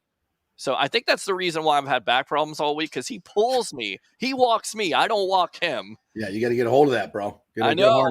I know. Well, he's got a harness. He still pulls. He's about 72 pounds. He never misses a mill. So. Tally wish she was 72. That was back in our high school days. All right, big thanks to our good friends at Bay Area Modern Medical Center, BAMMC.com, and Chris Lugo over there. Good folks. Get your primary care physician choice right. I was just talking to Ashley, the lovely Ashley, my girlfriend, and she said that a lot of these doctors' offices now are being, and Chris has talked about this too, they're being taken over by corporate medicine. You see a lot of it, Baycare, Advent Health, and they tell these doctors, look, you got to see, 60 patients a day, 15 minutes. You got to do that or you get docked. You got to, here's a list of pharmaceuticals that you need to prescribe. And if you don't prescribe these amount, you're done. So, I mean, it's very, very corporate. And if you don't want that, Bay Area Modern Medical Center, they do not take insurance. It's concierge medicine, but my first visit was $160, and he spent almost an hour and a half with me, finding out exactly where you are at in your journey of health, what you need to work on. Got your blood work done. He spent 45 minutes going over the blood work with me and saying exactly these are the supplements we need to work on.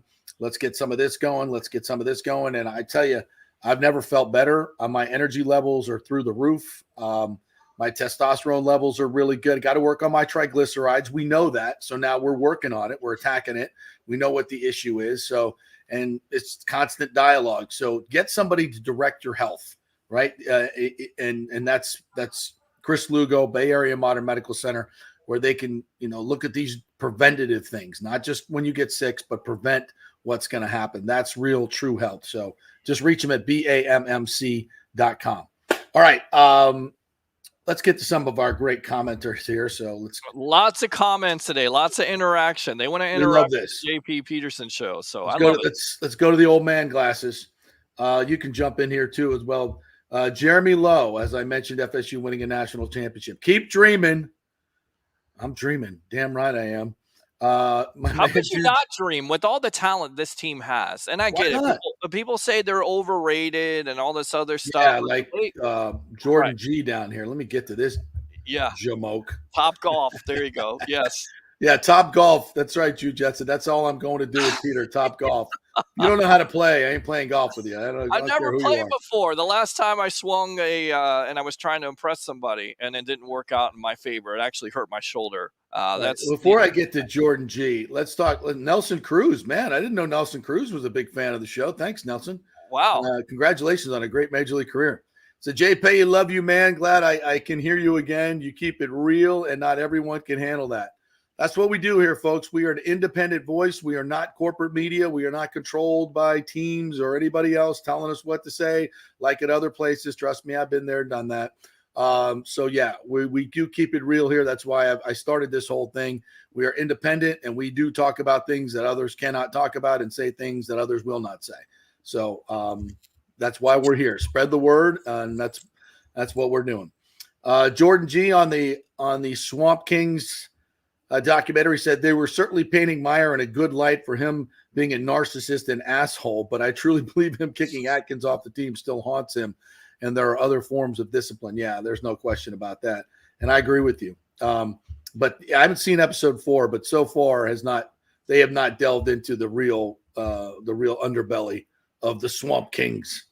And they should. He absolutely deserves all the criticism, I think. Not 100%. Only Aaron Hernandez, but just running the program the way he did. Yeah, I get it. They won national championships, but they also had trouble off the field with the recruits. And, if you're a parent and you're having this guy come into your house, try to convince you that this is the program you want him to go to, and then you hear about all the off the field stuff, I'm thinking twice about that.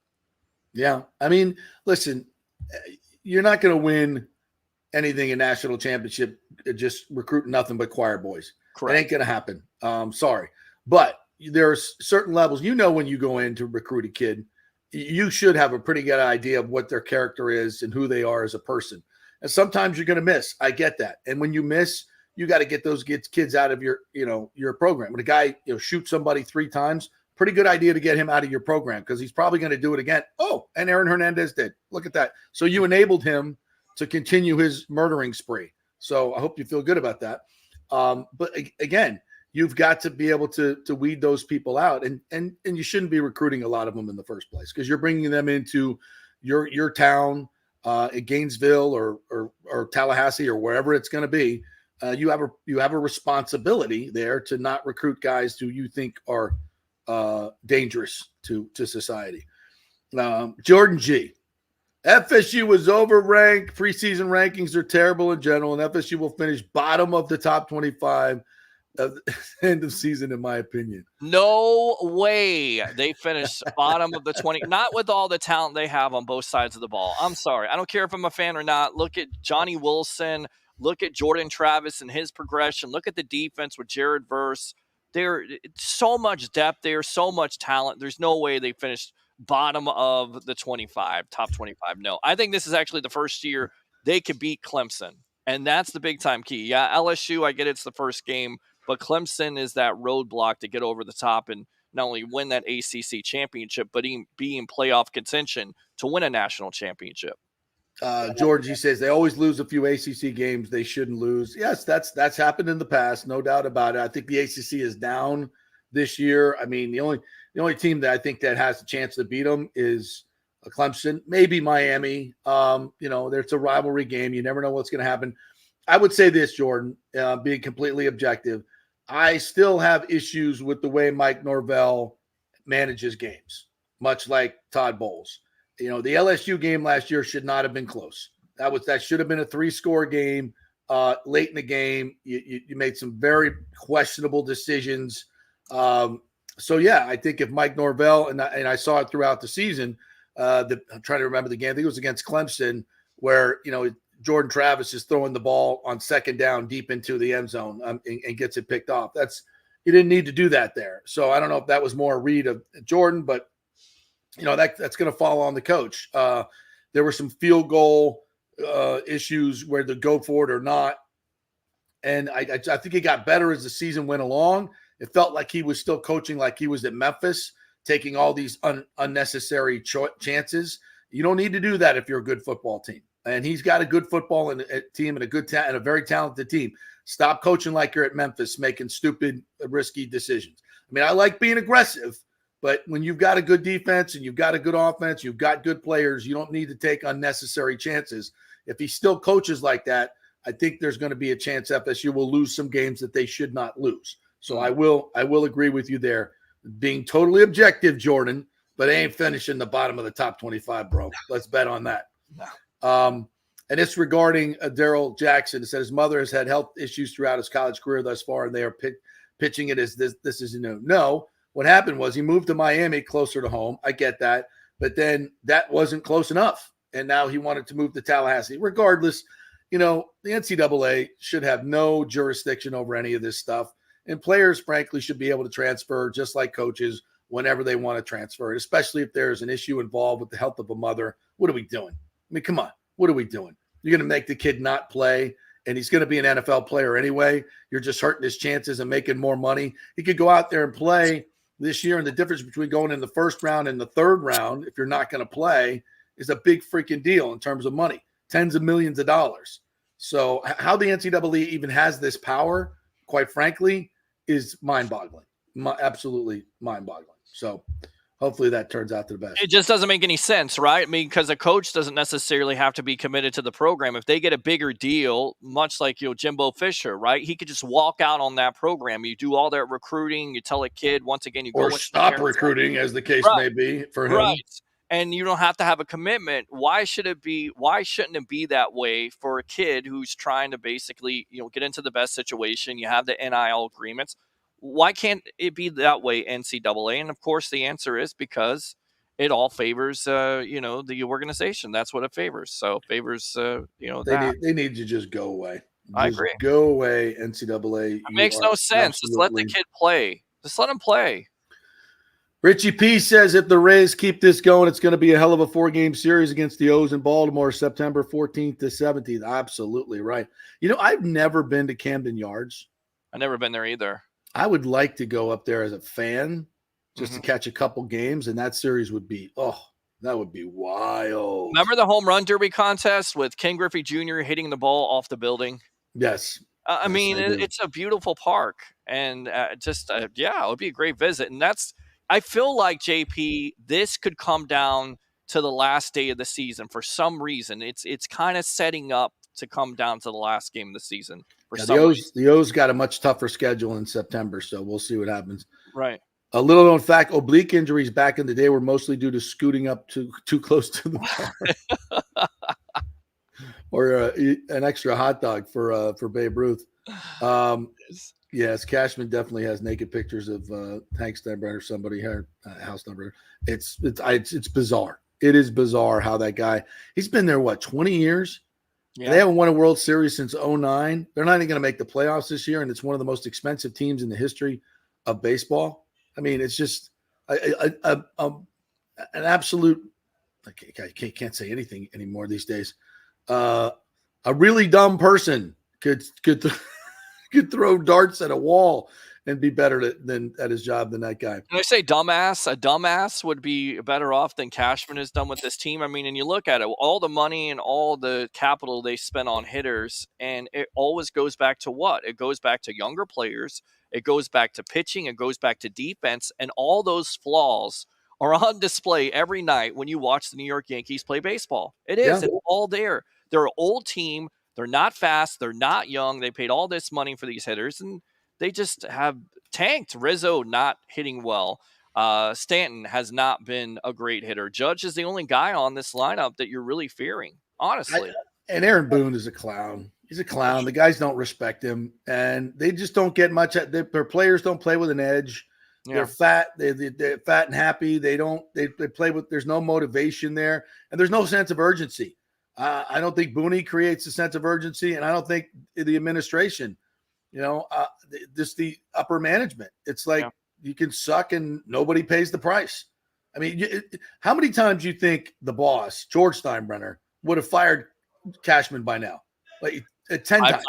Yeah, 10 times. I mean, and there's no way we've gone this far with this kind of mediocrity. He wouldn't stand for it. Yeah. And that creates urgency. That puts a fire under their ass. I mean, Steinbrenner was in the clubhouse. If you weren't playing well, you go talk to Tino and some of these other guys that played for the Yankees, man. They would never, the boss would never put up with this mediocrity. No freaking way.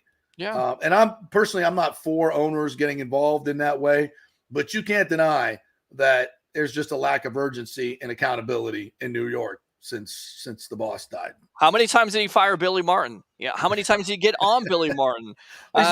He fired Billy Martin more in a week than Cashman's got in 20 years. I mean, are you kidding me? Did you watch The Bronx is Burning? I mean, I don't know if it's all factual, but that was well done. Now, that's a real documentary. That shows you the real underbelly. Right. And I wanted to get this in there. Lonnie Wilkins, the ESPN Randy article was tremendous. I've not read it yet about what he took to get here to play baseball. Some of the things we complain about now.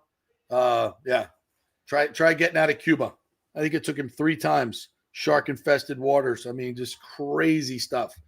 And look at the play he made yesterday. I mean, just hustling to that play, nearly going into the left field stands there, or left field foul section. I mean, that's hustle. That's the hustling on that infield hit right before Josh Lowe hit the bomb too. And it just goes back to what you said yesterday, right? This team has changed. Like, we saw Randy this year not necessarily give the best effort when Wander's a part of it. And now maybe this is unfair on my part. I'm just saying, ever since Wander's not been a part of this clubhouse, Randy seems like he's turned it up a notch. I agree. This whole team is playing better together as a team since Wander's been away.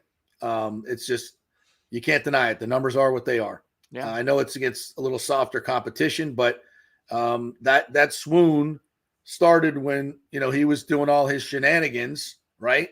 And then now that he's left, they're playing good baseball again, and they're doing it against the odds, quite frankly, with the injuries they've had to this pitching staff. So, all right, we'll take a quick break. When we come back, the Dave Canales interview and Ryan Clark's apology to Tua. I got issues with all of it. So we'll do that when we come back. We're brought to you by the great folks at the Gold and Diamond Source. If you got any gold coins at home, old gold jewelry, you got some silver flatware laying around. Yeah, that silver stuff that your mom used to break out for Thanksgiving. It's been sitting in the garage or whatever. Go get it. Take it to the Gold and Diamond Source, and they give you cash money for it. So, and a lot of other things too. So head on over there, and if you're going to get that engagement ring, where else are you going to get it? Right, the Gold and Diamond Source. Great folks over there, great community servants, philanthropists, and great service, great prices. It's a no-brainer. Gold and Diamond Source. Back in 3. Stay with us.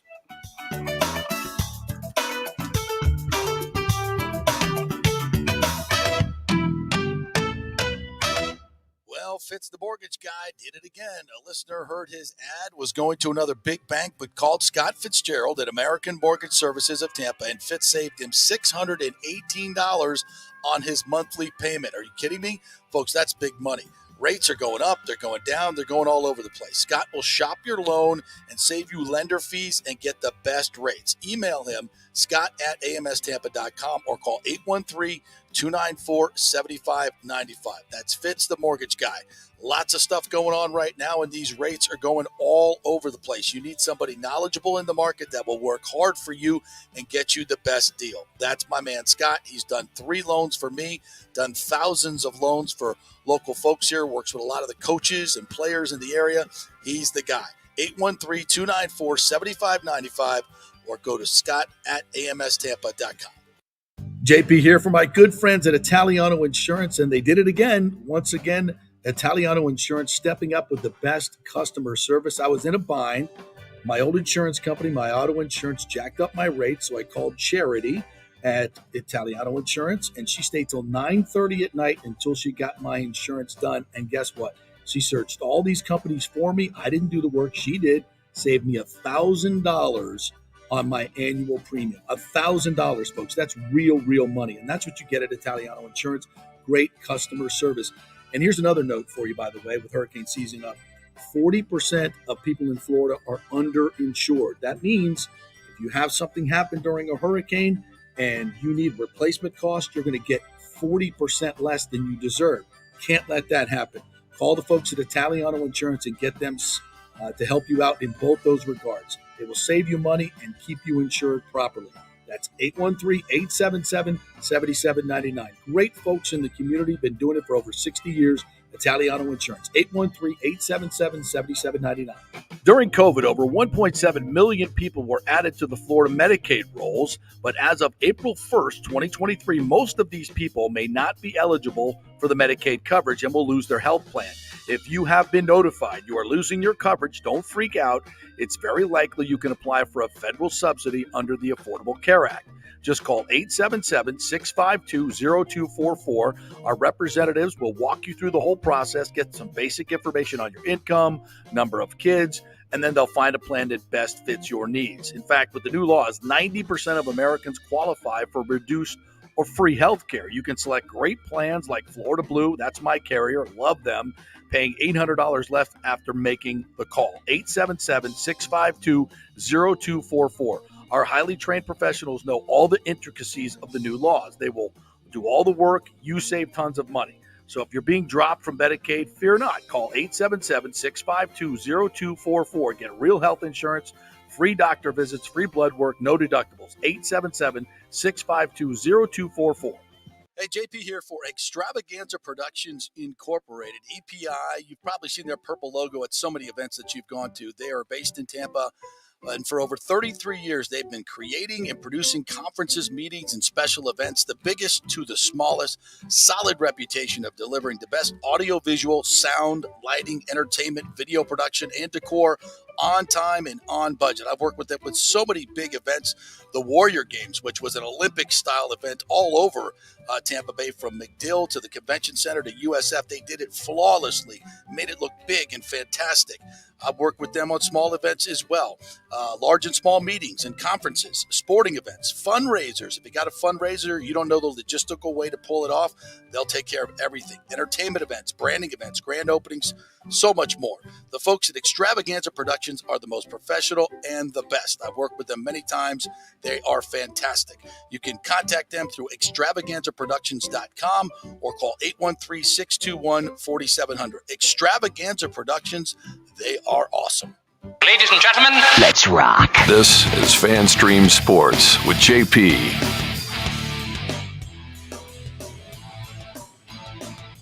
Polls on here on the JP Peterson Show. We got some surprises coming up for you, some things we're working on for happy hours on Friday.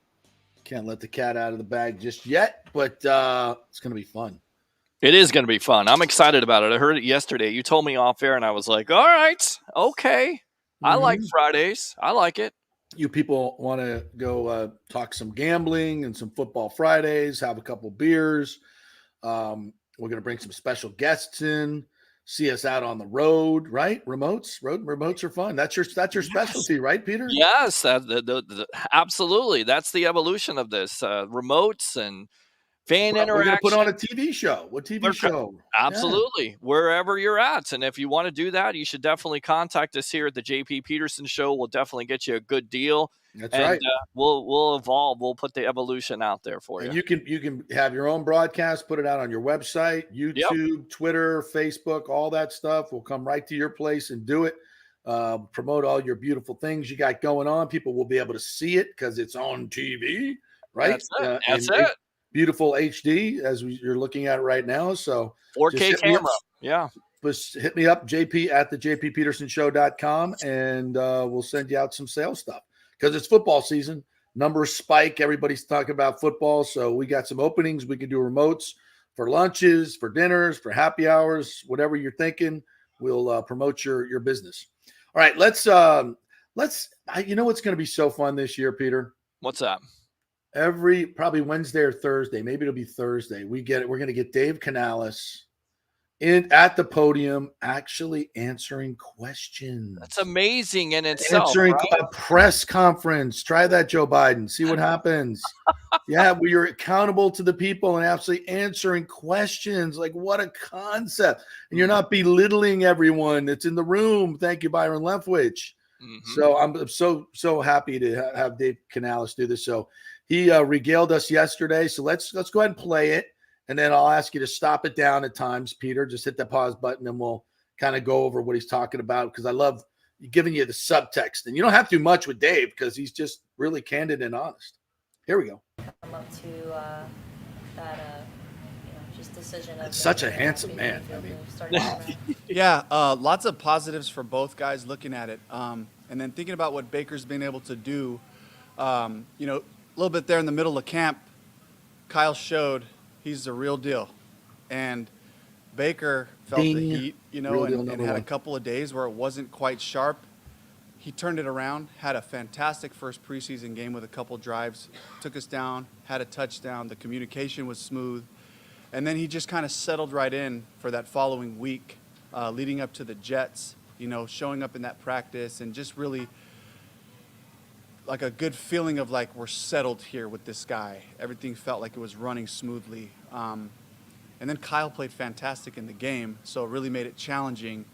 And we're just kind of fortunate, going into the thing that we didn't just name a starter going into it without giving Kyle a chance to show what he could do, because I think he earned a lot of respect in the locker room, on the coaching staff, in the fan base for Bucs fans out there to see Kyle's real. He's the real deal. And I couldn't feel any better about our quarterback situation going into week one.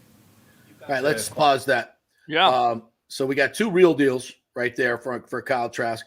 And I think he just encapsulated what this whole competition was about, making everybody better and giving the fans, now the fans respect Kyle Trask. He's no longer Kyle Trash, right? Okay, if he has to play, we're all interested in seeing it.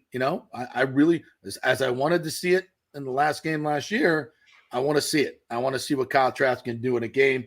And I like the way Dave said, after the Jets practice and then the game, we were settled. We settled in that this is the guy with Baker. So everything that they hoped would happen has kind of happened. And I think that's good. So let's continue. All 2 preseason games now. As an offensive coordinator, are you feeling more comfortable? Do you feel in a groove, or how's that been for you? Yeah, it's been a little choppy first week. So the receiver that you have on your belt, there's a button on the side and there's a button on the top that allows you to just talk to the staff. So I pressed that one a couple times and Bake's got his arms out like this, and I was like, oh shoot, so I had to get used to just kind of the mechanics, the mechanism of calling it. But as far as calling the plays go, just had a lot of good mentors. They're like, hey, don't overthink it, call the next one. You liked all these plays going into it, you've repped it, the guys know what they're doing, just call the next one. And I'm getting a lot of great feedback from upstairs. Joe Gilbert right away is telling me what they're doing defensively. David Rye giving me coverages. Jeff Kessel, left hash, 2nd and 3. In between series, Jordan Somerville's telling me, hey, this is what you're doing on first play of drive. This is what you're doing on earn first. Might want to mix up this tendency there. So I got a bunch of help, so I feel really covered. Feel really good about that and starting to settle in more. The 2-minute drive stuff it's really fun, but it's hard. Trying to keep an eye on the clock, take information, and then make those plays. So, all right, let's stop it down. Man, first of all, the confidence to be able to, and I wish more coaches would do this. The confidence to admit to the media, I pushed the wrong button, right? Okay, nobody's going to kill you for that, and if they do, they're being idiots. All right, they're being stupid. Or it's other fan bases. Who cares, right? So he's comfortable enough in his own skin, and he can admit the 2-minute is hard. I'm getting used to it, but and then talking us all through it. And it's like, I feel, thank you. Like nobody expects perfection. And all these coaches feel like they can't be human, that they can't admit any of this stuff. This dude is comfortable in his own skin that he can do that. And I, for one, appreciate it. And we're not going to kill you over it. You're showing us as your growth and your honesty about it. I think the fans appreciate that, not being talked down to and just being as candid as he is. Fantastic. Let's continue. All right. After 2 years, so little was known about Kyle because he got so few reps even out here. But from what you've seen, what you're telling us, you believe if needed, he could perform at a winning level in this league. Oh, absolutely. And the cool part about us is we got all the film, so we get to watch all the quarterbacks that are playing in the preseason, whether they're playing the starters for a few series or backups for a few series.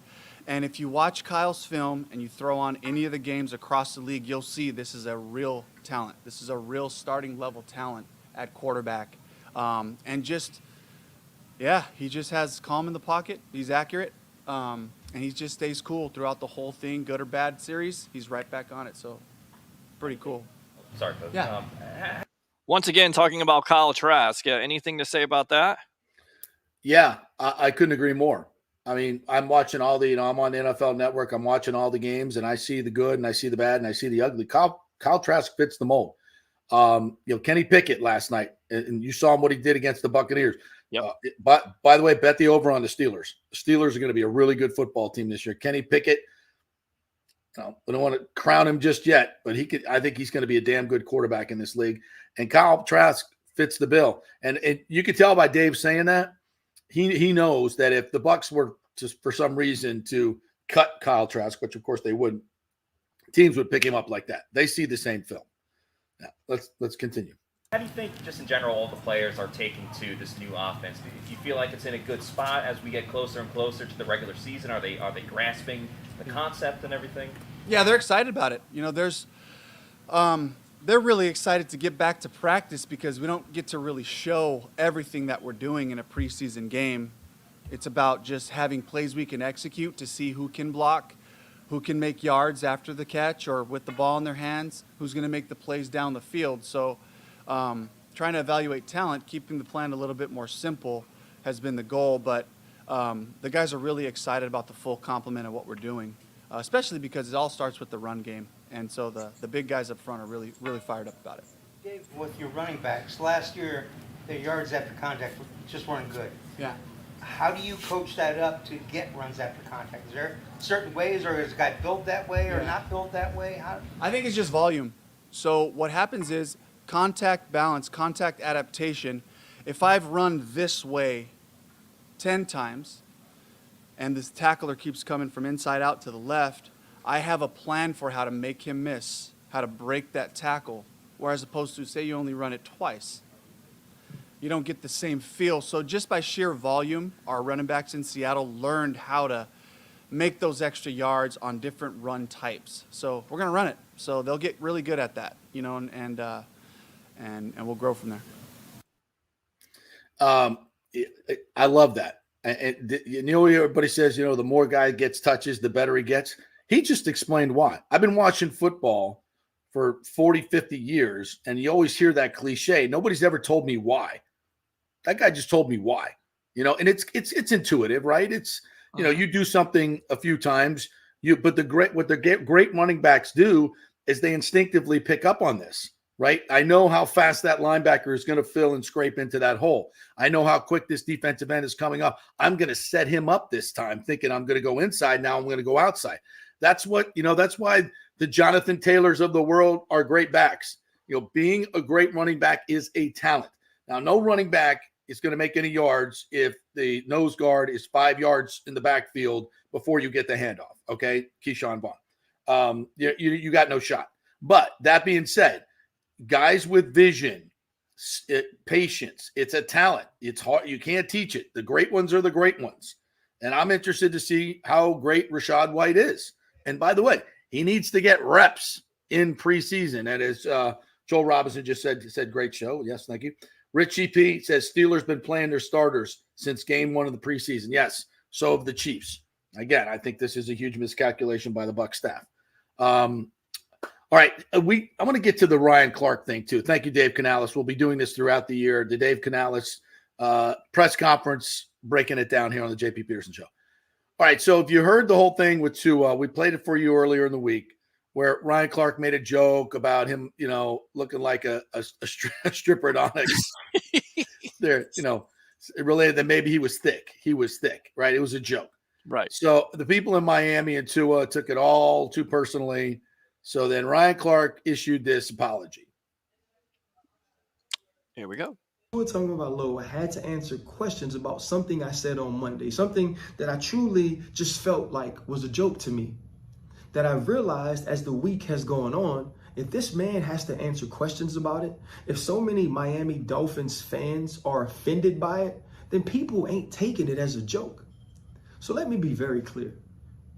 If I've offended you, Tua, if I've hurt you, if I've disrespected you, if anybody that supports and loves you feels some sort of way because of what I said, I truly apologize. I had two priorities when I started this job.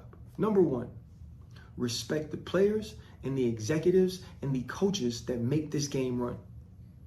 Number two, it was earn the respect of those very same people, and more importantly, keep it. Anything contrary to that, then I gotta check myself. Now, don't get me wrong, my ego was involved. When Tua was asked about how he felt about these comments, and he said, keep my name out your mouth, yeah, my first thought is, or what? Or he says he's scrappy, I think to myself, man, I fed my family on violence. I ain't tripping on that. But that's the pride that doesn't enable me to see what this dude's going through. The constant criticisms, the constant scrutiny, constantly being questioned, feeling the stress of always having to prove yourself, just to show people you can be available. And then you work throughout the entire offseason, which I talked to his trainer and said that man was in there 3 times a day to build himself up to be healthy. And you got to hear a comment like this. So I get it. I get it because I do want to respect Tua Tagovailoa. I get it because I want his respect too. So to the Miami Dolphins, to head coach Mike McDaniel, who I have a ton of respect for, but most of all, to Tua Tagovailoa and his family, I deeply apologize. I've reached out. I hope to talk to you soon, brother. But just know, I wasn't questioning the way you work. I wasn't questioning how much it mattered to you. It was what I can consider now a bad joke. But for me, it's been a lesson. I'll be better. Thank you. Look, that is a great, sincere apology, and I love Ryan Clark for doing it, and I get why he did it, and I get all of it, and it's well said. A lot of those points are really well taken. We all, fill in 2 hours a day. We make jokes, all the time, and I think that's great that he did that. Where my issue is with Tua. Okay, is with Tua. I understand you're under a lot of pressure. I understand you got to answer a lot of questions. But again, this is the National Effing Football League. This is not for the faint of heart. You make gazillions of dollars to get criticized. And if you're not mentally strong enough to handle it, go do something else. These questions in press conferences, how does Kyle Trask feel about is he okay? When was he told? You know what? You're an NFL football player. You don't have feelings. You have a job. Okay? You have a job. You don't have feelings. We all when you get criticized, does it hurt a little bit? Yeah, sure it does. Get over it. Be mentally tough. If Tua went out there when asked about it and said, yeah, I am a little thicker. I've been working my ass off, Ryan Clark. Go check with my trainer, and said it like this. Go check with my trainer. I'm trying to get bigger so I don't get flopped around like a freaking salmon and get thrown to the ground and get concussions. Mm-hmm. So, yeah, I'm a little thicker. Maybe I'll go get some shifts in Onyx, shake my moneymaker a little bit. It's just like if you don't take it so personally, I'm Samoan and we should respect me and get my name out your mouth. What are you talking about, bro? What are you talking? You're just showing everybody how mentally weak you are. And I don't think you are mentally weak. I've always been a Tua fan. I've been a huge fan of Tua. And I think the fact that he's as small as he is and he does what he does and he plays with courage, he's a badass. I mean, I've always been a huge fan of Tua. And I hate Alabama people and Alabama players. But I love that cat. And I'm hoping that he has great success. But I just think, man, if Ryan Clark has to go out and do that for an NFL football player because you called him thick in a joking manner, come on, man. Is that where we're at? Yeah. Is that where we're at? Am I wrong on this? Am I just too much? Well, you can tell me. I mean, anybody else? Am I being a hard ass? I mean, I think we've gotten so far down. I mean, whatever happened to sticks and stones may break my bones, but words will never hurt me. Remember that when you were growing up? Yes. I'm not saying we need to go around and criticize everybody, but I think, again, we've gone way too far the other way. I mean, you can't say anything for someone being offended. Oh, my mental health. They called me fat. You know how many times I got called fat when I was a kid? You know what it made me do? Stop being fat. You know, I put a garbage bag on and ran and got up at 6 o'clock in the morning and ran around my neighborhood 50 times until I lost 24 pounds and I could play on a 130-pound team. It was a life changer for me because people called me fat. And you know what? I was fat. I was really fat. But it changed. It motivated me to do something. I didn't sit in my room and cry and eat 10 more hot dogs. When I put a freaking garbage, which I shouldn't have done, but they told me it would help me lose weight. And guess what? It did. It did. And it literally changed my life from being a lazy fat ass. Well, I wasn't lazy, but I just ate a lot. I was going through some stuff, man. But I changed it. And you know, and that's what life's about, man. You get criticized. Just who cares what people are saying, man? Who cares? Who are they? Are they people on Twitter? Are they Ryan Clark? I don't care. I'm Tua. I'm gonna go out, go to the gym 3 times a day or whatever the hell I'm doing. They want me to be bigger, stronger. Okay, fine. And I'm gonna do my thing. And when I win, you can choke on it, Ryan Clark. Right? That's what it's all about. It's produce. Stop getting in your feels, man. Golly, so soft. Oh, he called me thick. Keep my name out your mouth. Oh, my God. I lost a lot of respect for Tua in that moment. I really did. But that's the world we live in, and he's fallen into it just like everybody else. But, you know, sorry. That's if that's a take you don't like, let me know, as I don't care. All right. That'll do it for us today. Hope you guys enjoyed the show. Looks like we're getting a lot of new people in the comments, Peter. So appreciate you getting this show out to a lot of different people. Today's show was awesome, bro. You did a great job. Thank you. Let's get this one out. Let everybody see it. It's the best 2 hours of local sports talk. I'll put it up against anybody. So podcast where it's out, folks. You don't have to wait for whatever. You don't have to sit through 25 minutes of commercials. Podcast is where it's at. Subscribe on YouTube as well. We'll be migrating to a new app. So we'll be telling you all about that. Migrating to a new YouTube page. So go follow FanStream Sports DSP Media. FanStream Sports DSP Media. That's where we'll be down the road. You guys have a great weekend. We will have a post-game show. Forgot to get this out there, Peter. Post-game show. Yes, the Sports Web on his YouTube. Go watch. Go friend me at Peter H. Blake. It'll also be there. We will be live after the game. After the Bucs-Ravens game. We'll see you then. Peace.